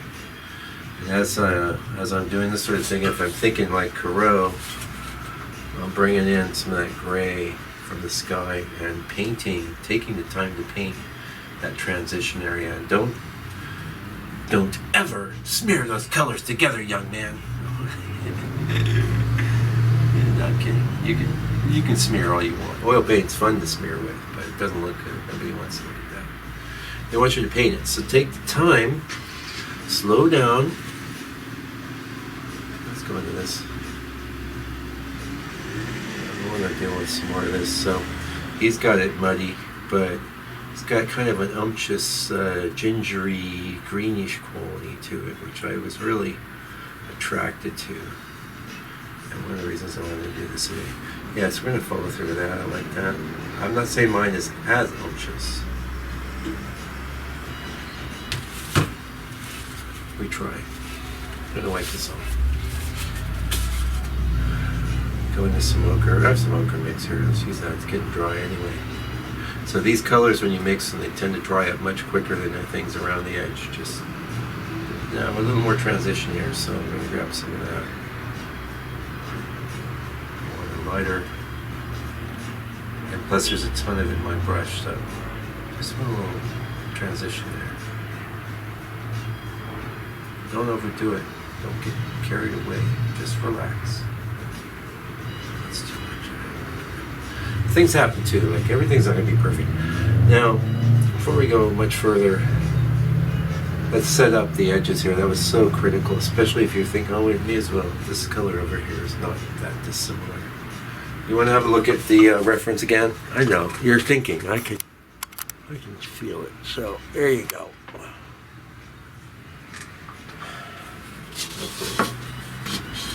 I noticed I was looking at one of the videos that the angle's not that bad. It's not so bad. It looks real glary to me, but it's not so bad for you. I mean, not glary here. I can deal. We can both deal. We're dealing. So this way you can kind of get an overview of what we're doing. So I want to fill in these areas, but this might be too bright or it might be perfect. It's kind of too dark. Now, also, like, I have so much cool stuff in here. I'm looking at it, I'm loving it. I was going, oh, that's gone. You have to be willing to sacrifice the cool stuff for the big picture. Yeah, we need more paper towels. You wouldn't believe how many paper towels I go through.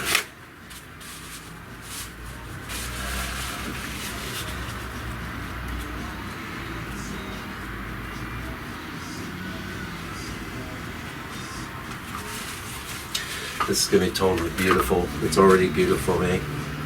And what's cool about painting on the right color is that we have a lot of this color in our tree anyway, so we'll be riffing with just a dot of green here and there, and it'd be like the whole thing would just magically come together. But we're talking about this area now, and we're gonna lose things, cool things, but I want it bright, but not as bright as what's over here. Sometimes you can see why my brush is rounded at the edge too now. Also, this is my take on his very interesting trunks, which are very distinctive. But it's my quick take, and that's what I do with all my studies. That's what you should do too. Don't get old. Don't be Mr. Forger. Okay, to tell you the truth, I can put my glasses on now because no, that new prescription.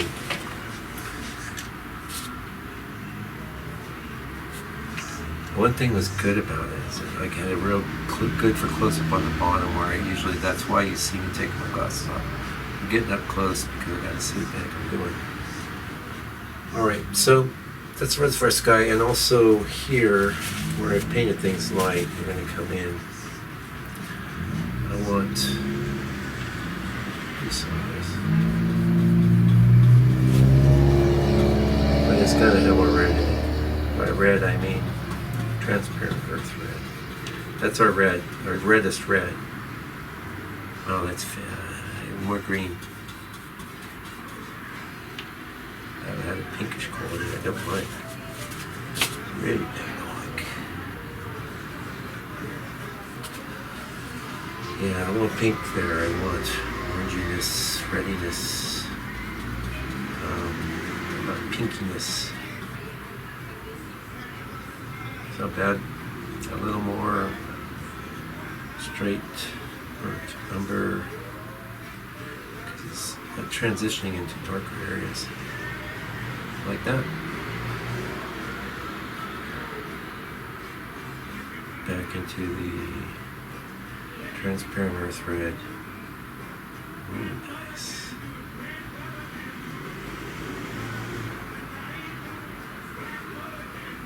Keep it loose, keep it moving, man.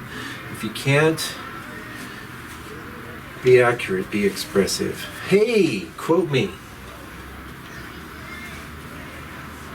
That's quotable. If you can't be accurate, be expressive.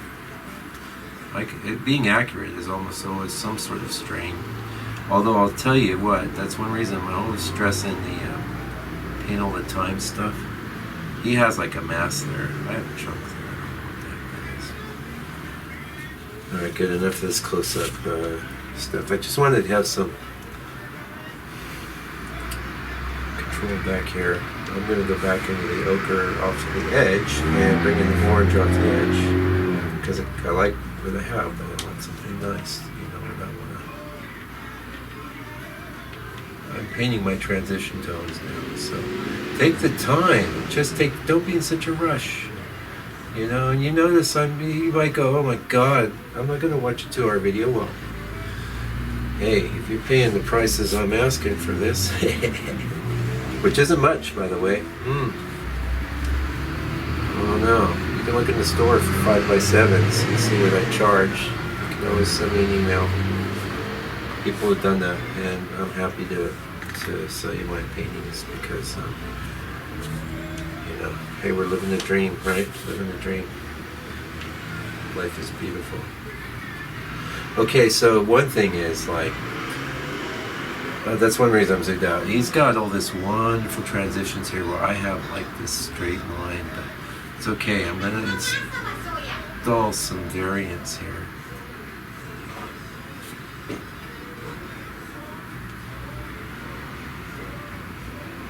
Okay, so he's got a bush and a reflection. I think he was definitely working from the actual scene. Well, of course, he didn't have the advantage of photos and stuff like we do now. I'm not going to start lecturing you on photos. So I moved into this sky brush. I think I'm going to have a brush just dedicated to light right now. Little spots that I see need fixing. So in my desire to be spontaneous, I will leave bits that just need to come along, but then I have a different mindset than when I painted it originally, which is like clean things up but keep that cool, different strokes. You know, people ask me, oh, how do I get that brush work like you do? It's like, well, you see me doing it, but you don't know the secret, which is going to cost you $11 million. No, man, I'll tell you the secret. The secret is try different things out and see what work. And then, like I just was telling you, it's like keep the good thing, change the bad thing, control yourself, have some control. So, and don't try and do everything at once. There's another good tip. You know, like I didn't try and do all this at once, and I'm seeing some things now. Some just little spots I don't want to be eye-catching. Some places are just plain, and also I was watching out for the pipes, those bars that can be. My work suffers from them sometimes. I've been hip to it for years. So I've lost texture there by smoothing out. I want to reintroduce some just to. I don't like boring spots, but you have little bits of this and that. Too many little bits of this and that. And painting's uncomfortable for people to look at. It's like over sharpening a photo. So you have, oh wow, lots of philosophy today. I tell you, I could do this. I paint every day, so you better watch out. We'll see how the live thing goes. See if you guys burn out. It's hard for me to watch the videos because it takes too much time. Because I already spent all the time doing the work, so. But I still do. I like watching them. Just like you. That's why I'm doing this. Okay, so we'll work up to it, but he has like a lot more indistinct thing going in the background there. I don't know, this color's drying on me. Most of the thing is about this limited palette we're doing is most of these colors are quick dryers. The lead white dries quick, yellow ochre dries quick, raw umber dries quick. Mica green is okay.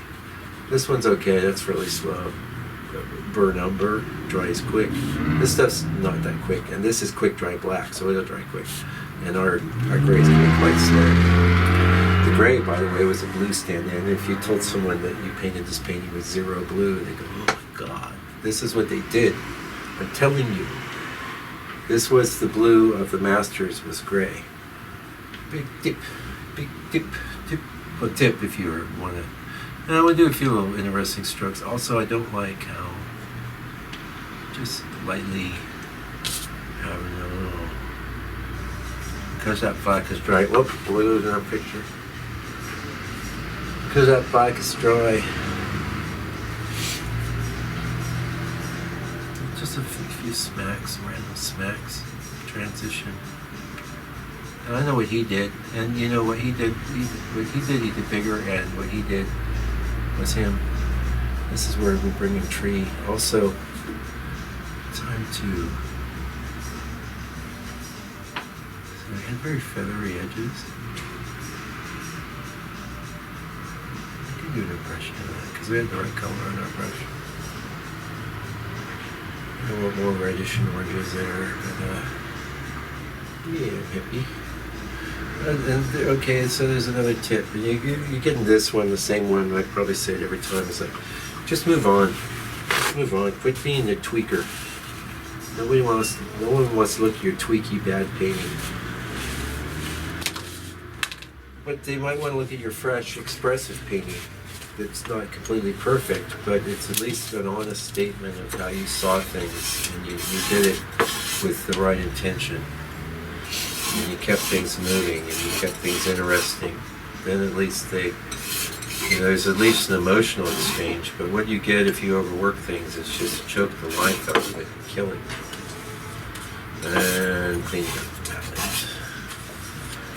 I don't know if I need more white. I'm going to try and hold off because I got a tiny bit. You know, I'm cheap. Cheap with paint.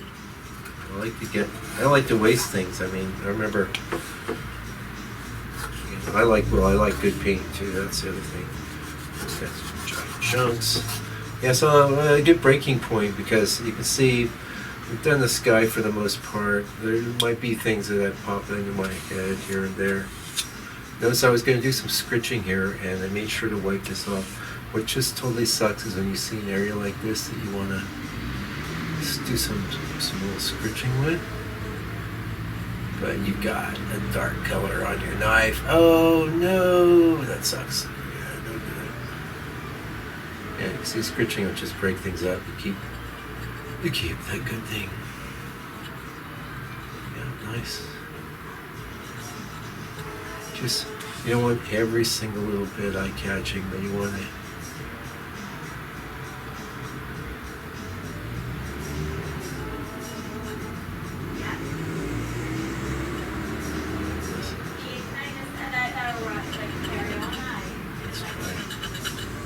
You want to see you trying to scratch and dry. That's been on there. Okay. This has been a really nice color to paint on. I think quite close to what he was painting on. I really do.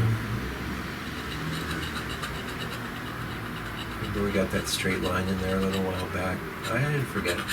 I didn't worry about it though. Don't try and fix everything all at once. Give yourself, keep moving, and then when you come back, the obvious fix will be obvious. I want that. And you just make a quick fix, but you're fixing something that's cool and expressive instead of trying to fix something that's all overwrought. Corot, we love you.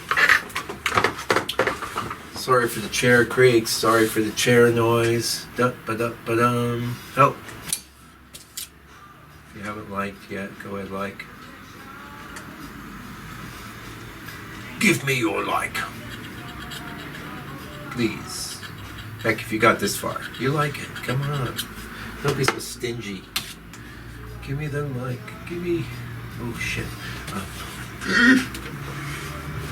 I mean, shoot. Oh, I'm probably gonna YouTube, don't penalize me for that. I'm really being good with my language. I'm really trying. I promise I'll do better. Yeah, so there's things I could keep fixing and fixing. I'm not, oh, look at that. So that's what I'm talking about. I didn't get that. That will get on the slide area and just make problems. Like it just did right there. Do as I say, not as I do. Sound familiar? Fortunately, I got that off. Yeah, so this is a smoothing technique, but it has the advantage of being non-blurry. Although you can manage to blur things with it. And I'm just using it to get rid of eye-catching stuff. I don't want everything catching my eye, and there's certain things that little blobs of paint where it paint's a little lighter. So I don't know what your resolution's like on your device, but some of it's dry, so fine, good, move on, keep moving. Keep moving. Well, it's a little dry here, except for like boom, boom, boom. So may as well just kind of integrate it more. That's nice. Atmosphere coming through. I love it. Love the atmosphere. So picking and scratching is what that's called. And that's did it. Like you're still zoomed out. Yeah, so he did it here for sure. You can see it. So let's zoom back in. Trying to make this all.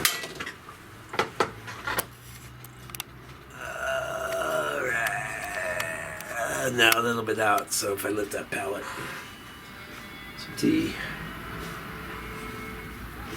Nice thing about the zooming out is it gives me a chance to get back and see some things. Like, I like this little Swisky brush mark here, but I don't want too much of it. You don't want too much of a good thing. Like, you know, that gal, she's so beautiful and stuff, and you love hanging out with her, but then you find out she's really boring, and then she starts calling you all the time. You don't want your painting to be like that girl.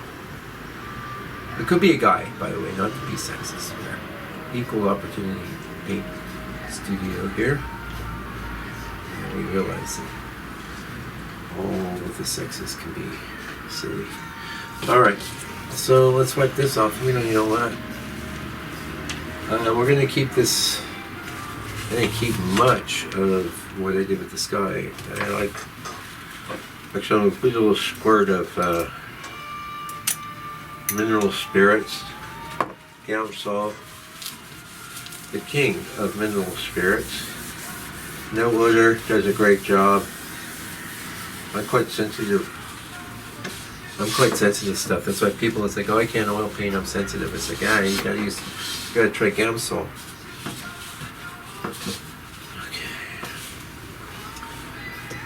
So let's get the water in, just because, you know, it's a reflection of the sky. Although there's so much tree reflection there, only a bit of sky is going to be coming through.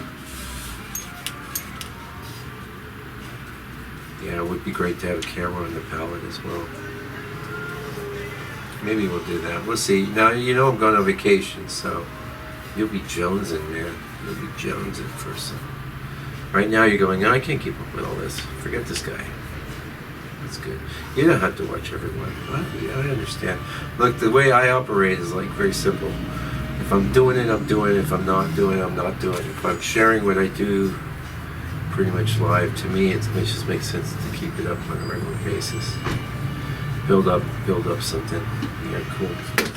Alright, so what was all that? It says here. That's too blue looking, even though it was no blue in it.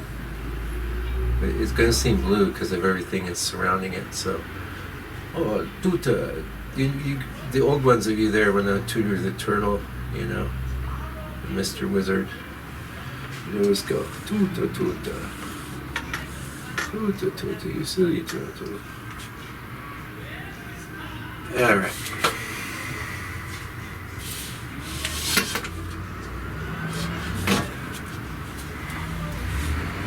I'm just going to tell you what I'm doing. I'm not going to hold up that palette. Let me see. Consumer of antique goods. Potential consumer of antique goods. We hope. That's a good reason to go into a shop, because you actually want something. Okay. Ooh, what am I doing? It's crazy. It's actually reflections of what's in there. And that was just a bit of my green I had hanging around. And now I'm going into that with some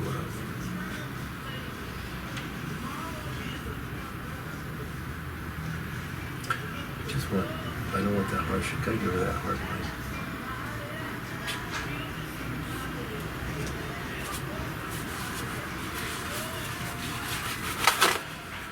And I know this is too blue. If you had that reference handy, you would see it too. Don't worry. It's going underneath other stuff. Like this color. We already mixed it. You remember it.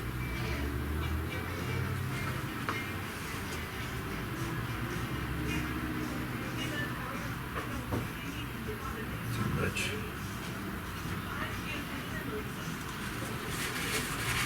How you doing? Hey, yeah, Mike, you want to?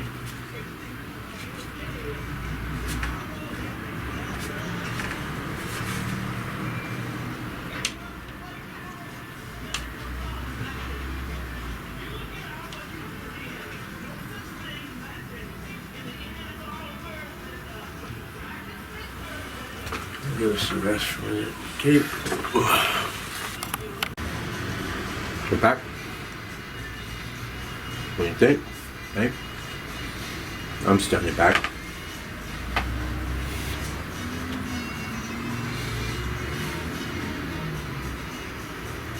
It's fun. Corot, he don't mind. Trust me, he don't mind. He's not with us. And it's just, helping to propagate his genius. We're not taking anything away from the man. So.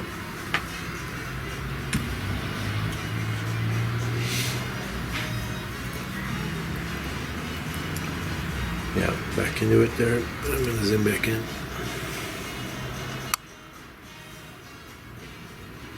Well, a little bit more, so I like it tight. I like the tight zoom in, as you know, if you've been following my channel. But there's a lot of that. You can see me doing this, well, sped up. This is not sped up. In fact, it's like painstaking. Seems painstakingly slow, but so let me tell you, a lot of painters paint slower than me, and that's all fine. Good. Paint as fast or as slow as you need to.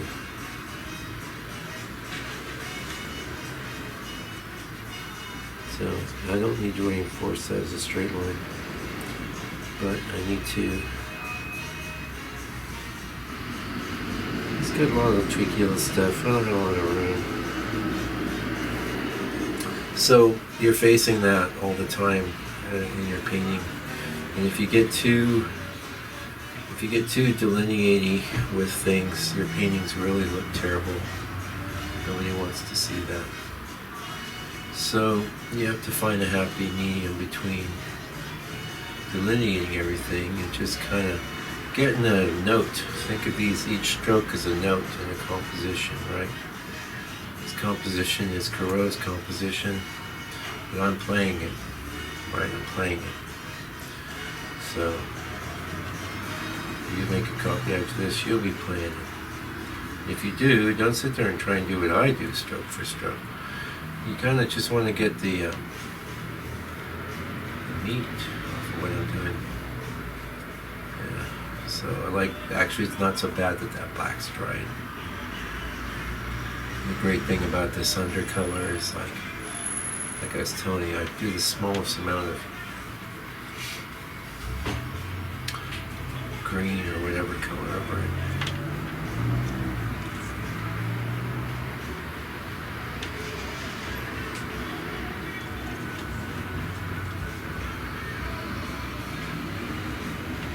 So I think Corot's work is blurry or smeary.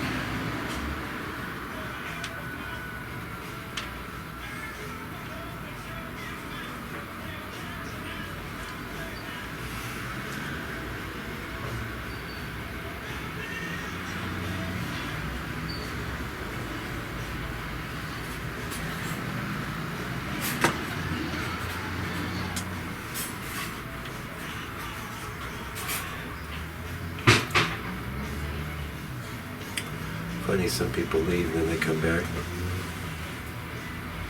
It takes them a little while. Into the oil, into the goopy oil. So why? Well, because I want some transparency. I'm liking what I have here, and what I want to do is just, I'll show you. I'll show you, young whippersnapper. Oil. See, a little oil there. And remember I was talking about like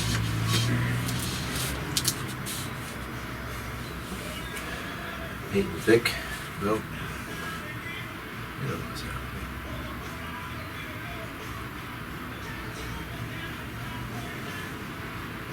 I kill that with some wipe my brush off for one.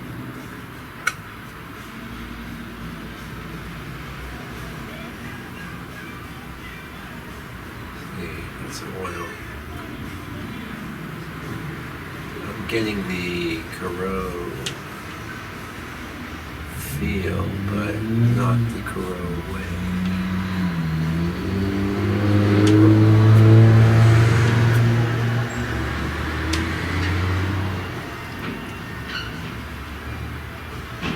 I didn't know I was going to necessarily paint it like this when I started out, but because my undercolor is right, and I know I'm going to glaze. When I glaze, everything will get sealed in. No, did I really do that? No, that was from before. That's alright. It's alright. Because this truck is actually straight anyway.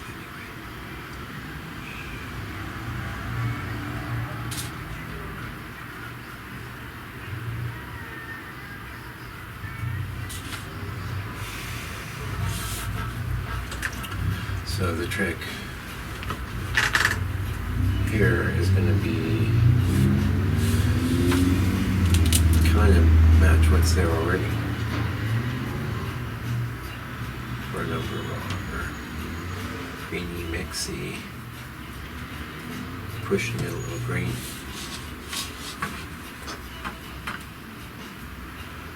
And some extra oil.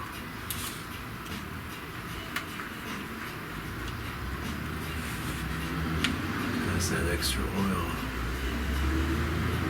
Well, just keep that. It's very hazy. There's some blacks that are 100% black, but you guys know people think I'm talking to myself.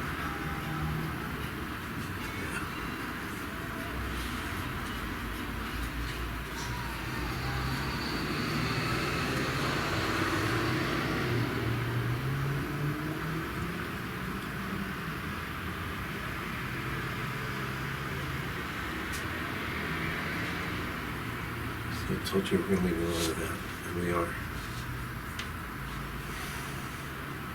I'm leaning way back.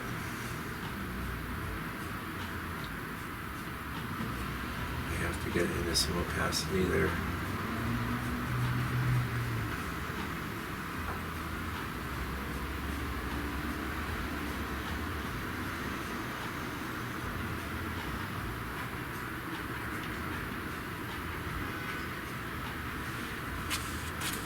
I think this was a brush I was planning on using for my sky. New brush. Oh, that's a little stiff.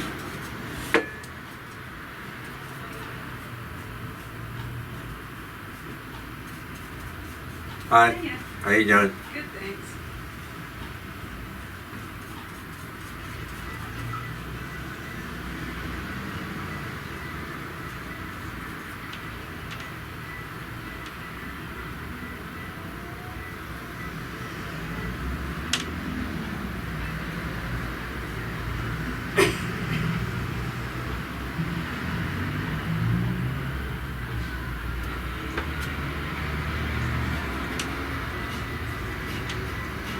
He's got some interesting trunks and stuff there. I'm tempted to put them in now, but I've learned the hard way not to mess with that stuff.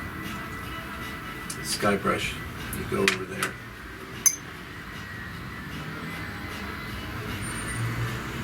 Remember how I told you we're going to do the down here? Well, truth be told, most of these colors down there are the same as the colors in the tree, so going into the green, grab some of this, right?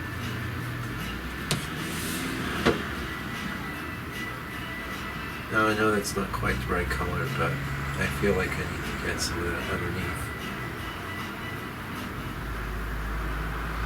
I'm working pretty transparent. You know, actually find that a lot of times I find I work way more transparent.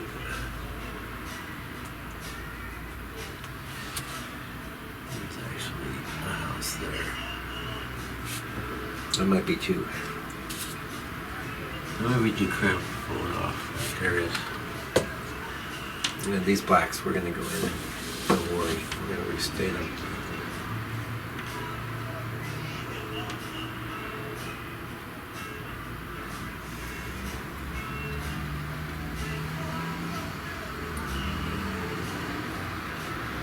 Oh, you know what I was looking for? So I was looking for my permanent green line. That would have been just a thing, but instead of that, I'll treat this as a bit of a green. Yeah, that's perfect. That's actually better than the permanent green. So again, remember I was talking about that. We're getting into some actual greeniness there. So look how green that yellow really is. Just look at it. You're very green yellow. We still love you. In fact, we're going to add a little orange to you just to counteract. I feel like this is a place to make a bit of a statement here. Not that much though. It's too much. It's too much of a good thing, man. Oh yeah. And then, now remember, leaving room for the rabbit, so that's why you'll see differences between this and the reference. Leaving room for the rabbit on this little, this is a 5x7, the original is much bigger. Okay, I went into the,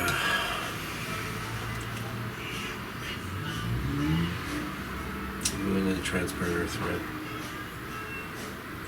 Mud, mud, mud, mud, mud, mud. We need mud. Mud, more mud. Black. Black is muddy too. Wipe that brush off. Because you get a buildup when you're mixing.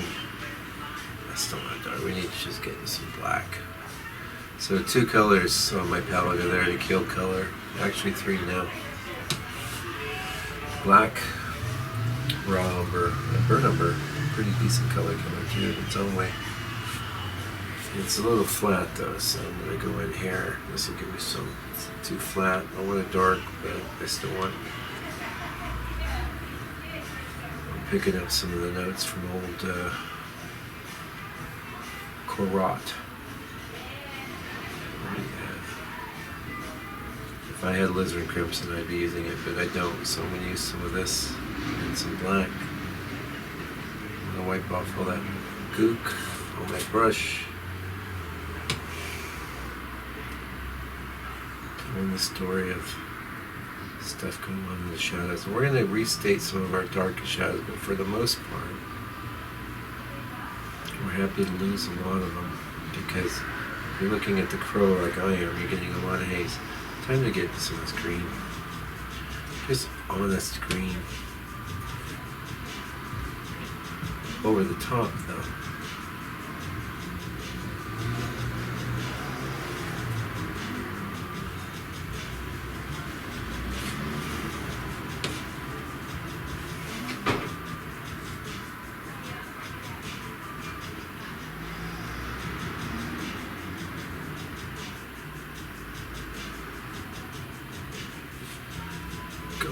Honest green, honest.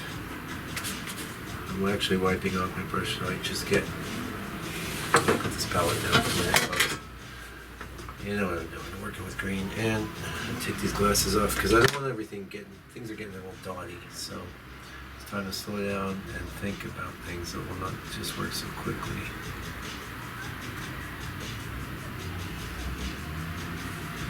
Into the orange, off to the edge of my mix.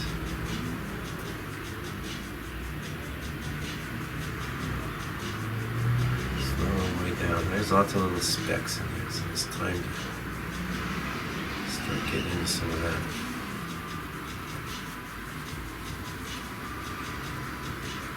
My greeny orangey mix.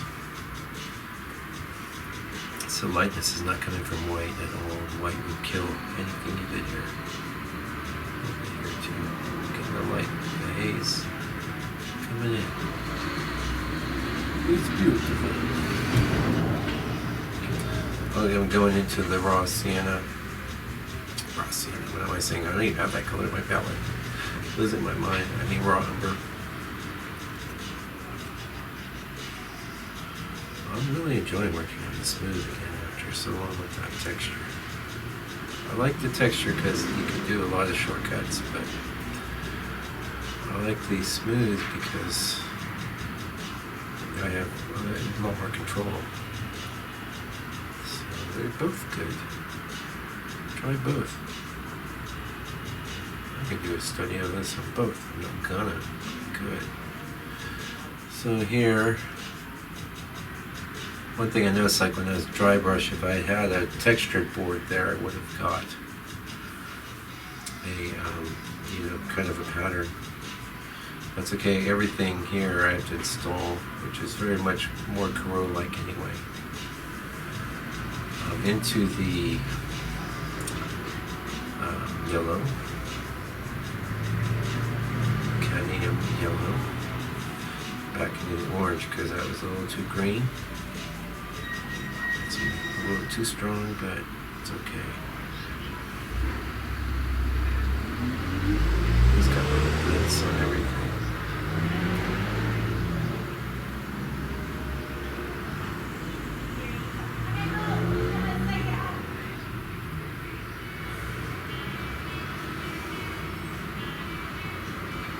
Too much long tone. Swap. You see though, yeah, don't worry too much about that. So don't worry so much. Just do the painting. Quit worrying. Right here, I want kind of a buildup on my brush. I'm gonna wipe that off, and I'm gonna go into the. I'll show you. So there's where my mix is now. I'm gonna get into some burr number there.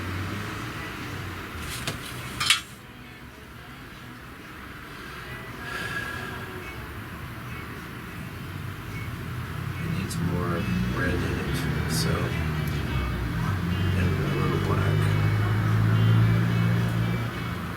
Actually, that was a mix I had on my board. I'm getting to the point of diminishing returns now, so I think we're. Well, this is the kind of thing I really did love the texture board for, but I'm finding ways to find texture just with my brush handling. It's a good challenge. I'm liking that.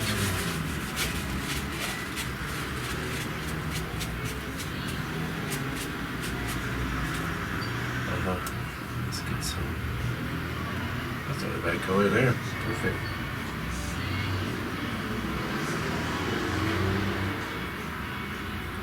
Sorry, I'm not painting a little guy. You can do it in your copy.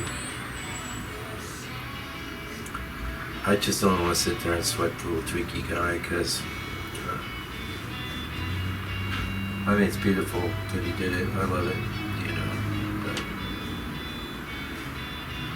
I'll sit here and spend 20 minutes tweaking on some little guy, and then I'll have a little tweaky part of the painting I don't need it.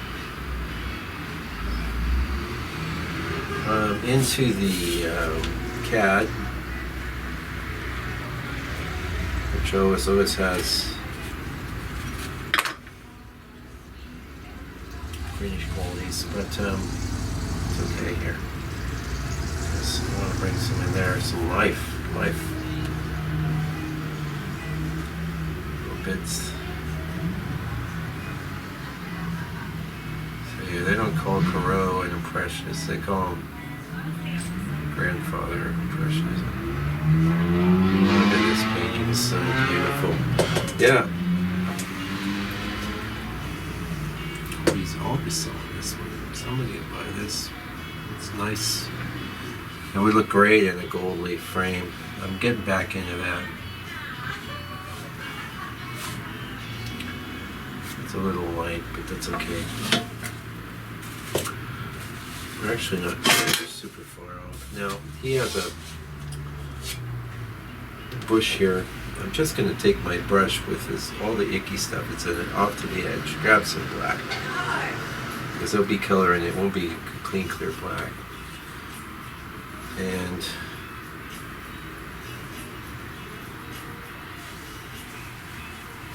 there's a plan. I got a plan. Wipe that brush off. Go into this. Over into here. Side of my brush. Some orange.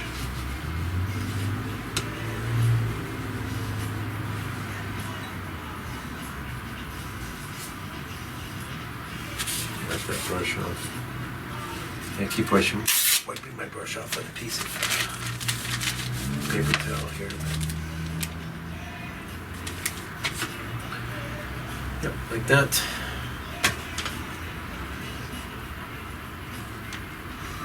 I want this actually black here. Don't worry, I'm going to pop in a few of the blacks before we're done, but Don't want to have to commit to something. This is a log or something down here. Oh, I have to make an AA.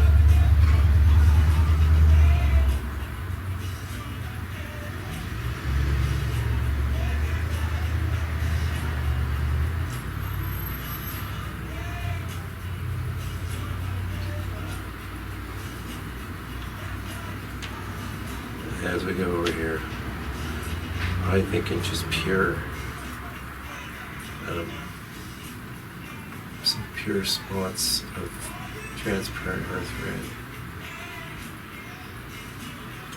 Wipe this off. I got a new page on my phone, but I want some transparent earth red. I'm gonna do like people ask me, do you have to wait for your painting to dry to glaze? And I say yes, but kinda no, because sometimes you can do things like this, where I just have a very thin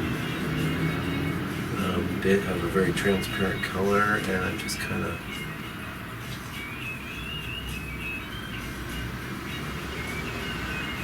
I'm seeing how really soft what he has done is, and like I say, I want to.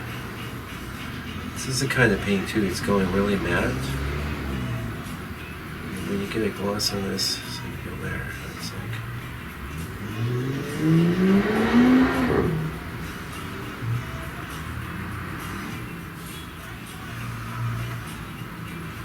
My way of kind of, I haven't really done this before, to be honest, but it occurs to me to try it. And that's the great thing about studies, so perfect time to try things. Alright, try and get the glasses back on here.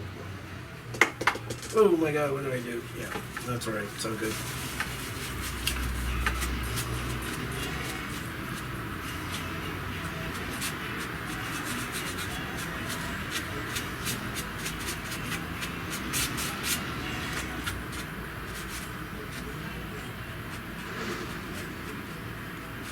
Lots of ways to smooth.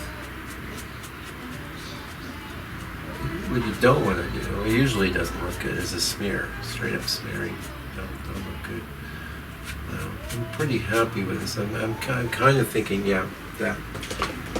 Yeah, I want to go in and just put a little more dark and then maybe call it a day for now, because what I'd like to do is finish it in a second pass. But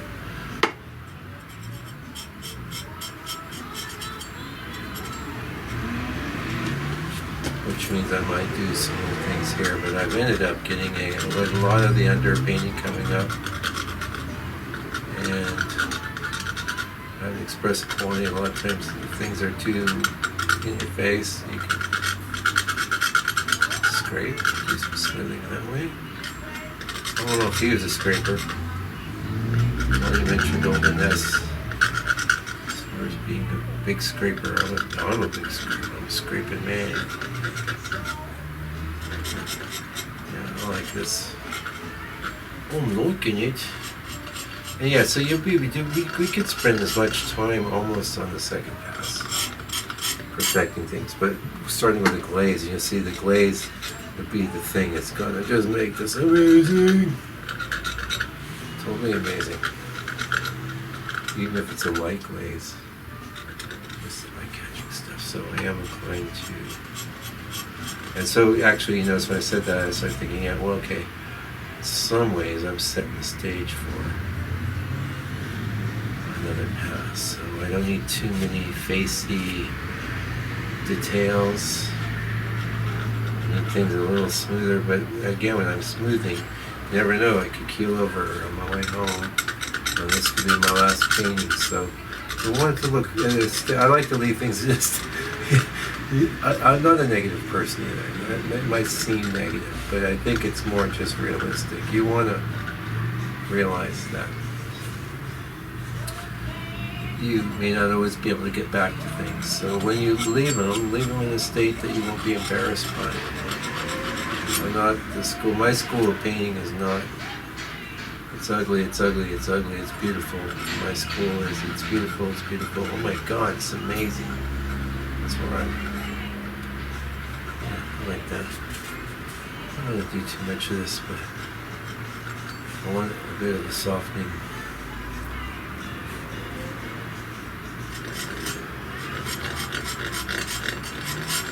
Yeah, I'm happy.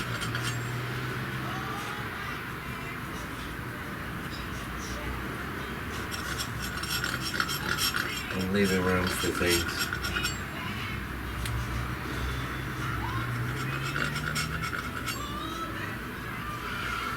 I'm debating, yeah, a little bit. I'm going to control myself though. I'm going to use a totally clean brush. Like, what are you talking about? Okay, I'm talking about, remember I said I was going to put in some of those blacks again.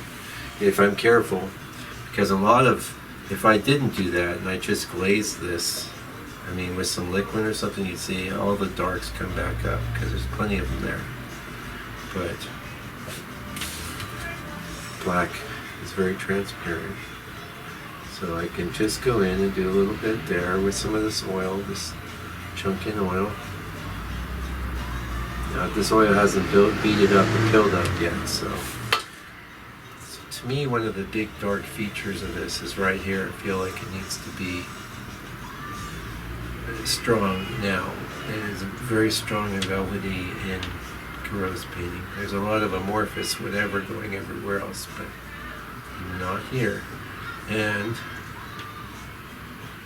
he indicates bits of civilization with the random straight line like that house there. Just feather that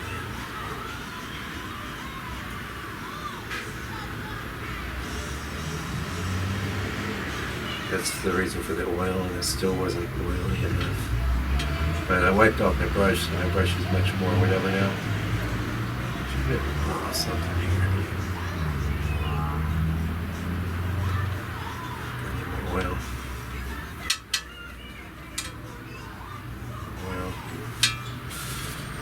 Oil, more paint, wipe off the brush.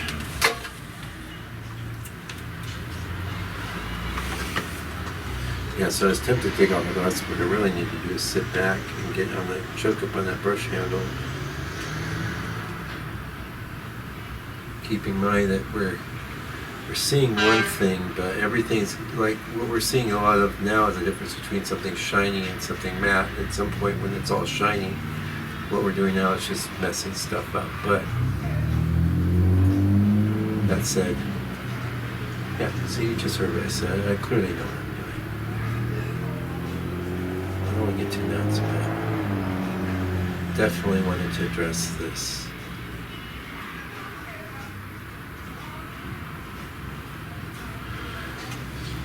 Then there's a log. More oil, more oil. More movement.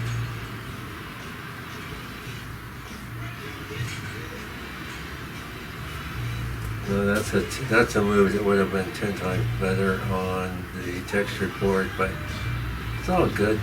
It's all fine. We know what we're doing, do we? So one way to kill that shine right now is also just to kind of integrate it. I don't want it sitting there, floating on top. Wipe off my brush, just go into the black. If there's no texture, I can make texture. I got implements. I don't need that instant texture. Same down here, there's things. Black. So the black, there's a lot of oil in my brush. So the black is just very transparent color. Will do a lot of wonderful transparent things for you. Just give it a chance. Just please. So do you want to connect shapes? You don't want everything too spotty. And you'd be surprised how this comes together when we're done.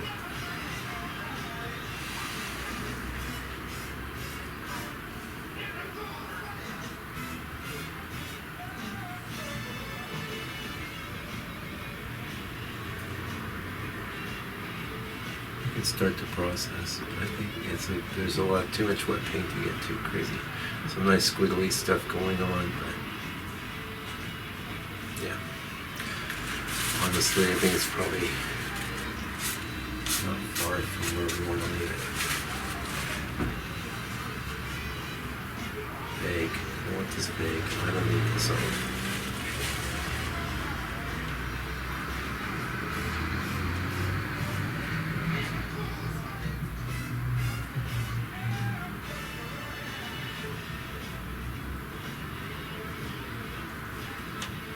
he was clearly thinking boat and Marines. So.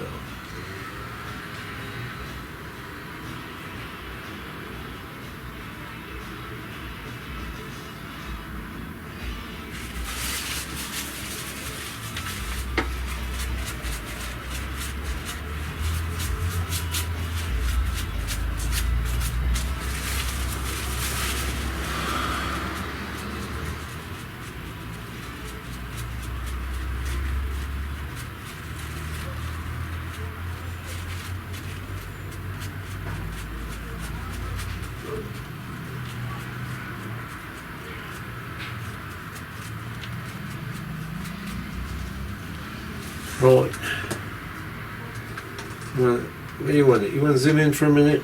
Because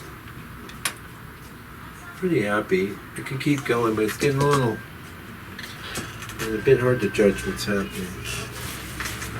I told you though, if we fail, we'll fail together. But this is definitely at a point where we can just get it all in one uniform deal with nice coating of liquid.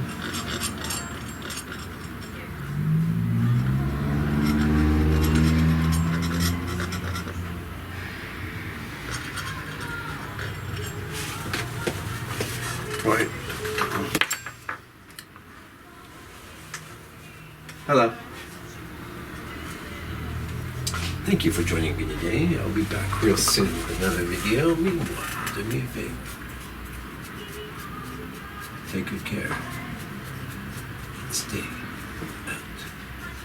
Oh.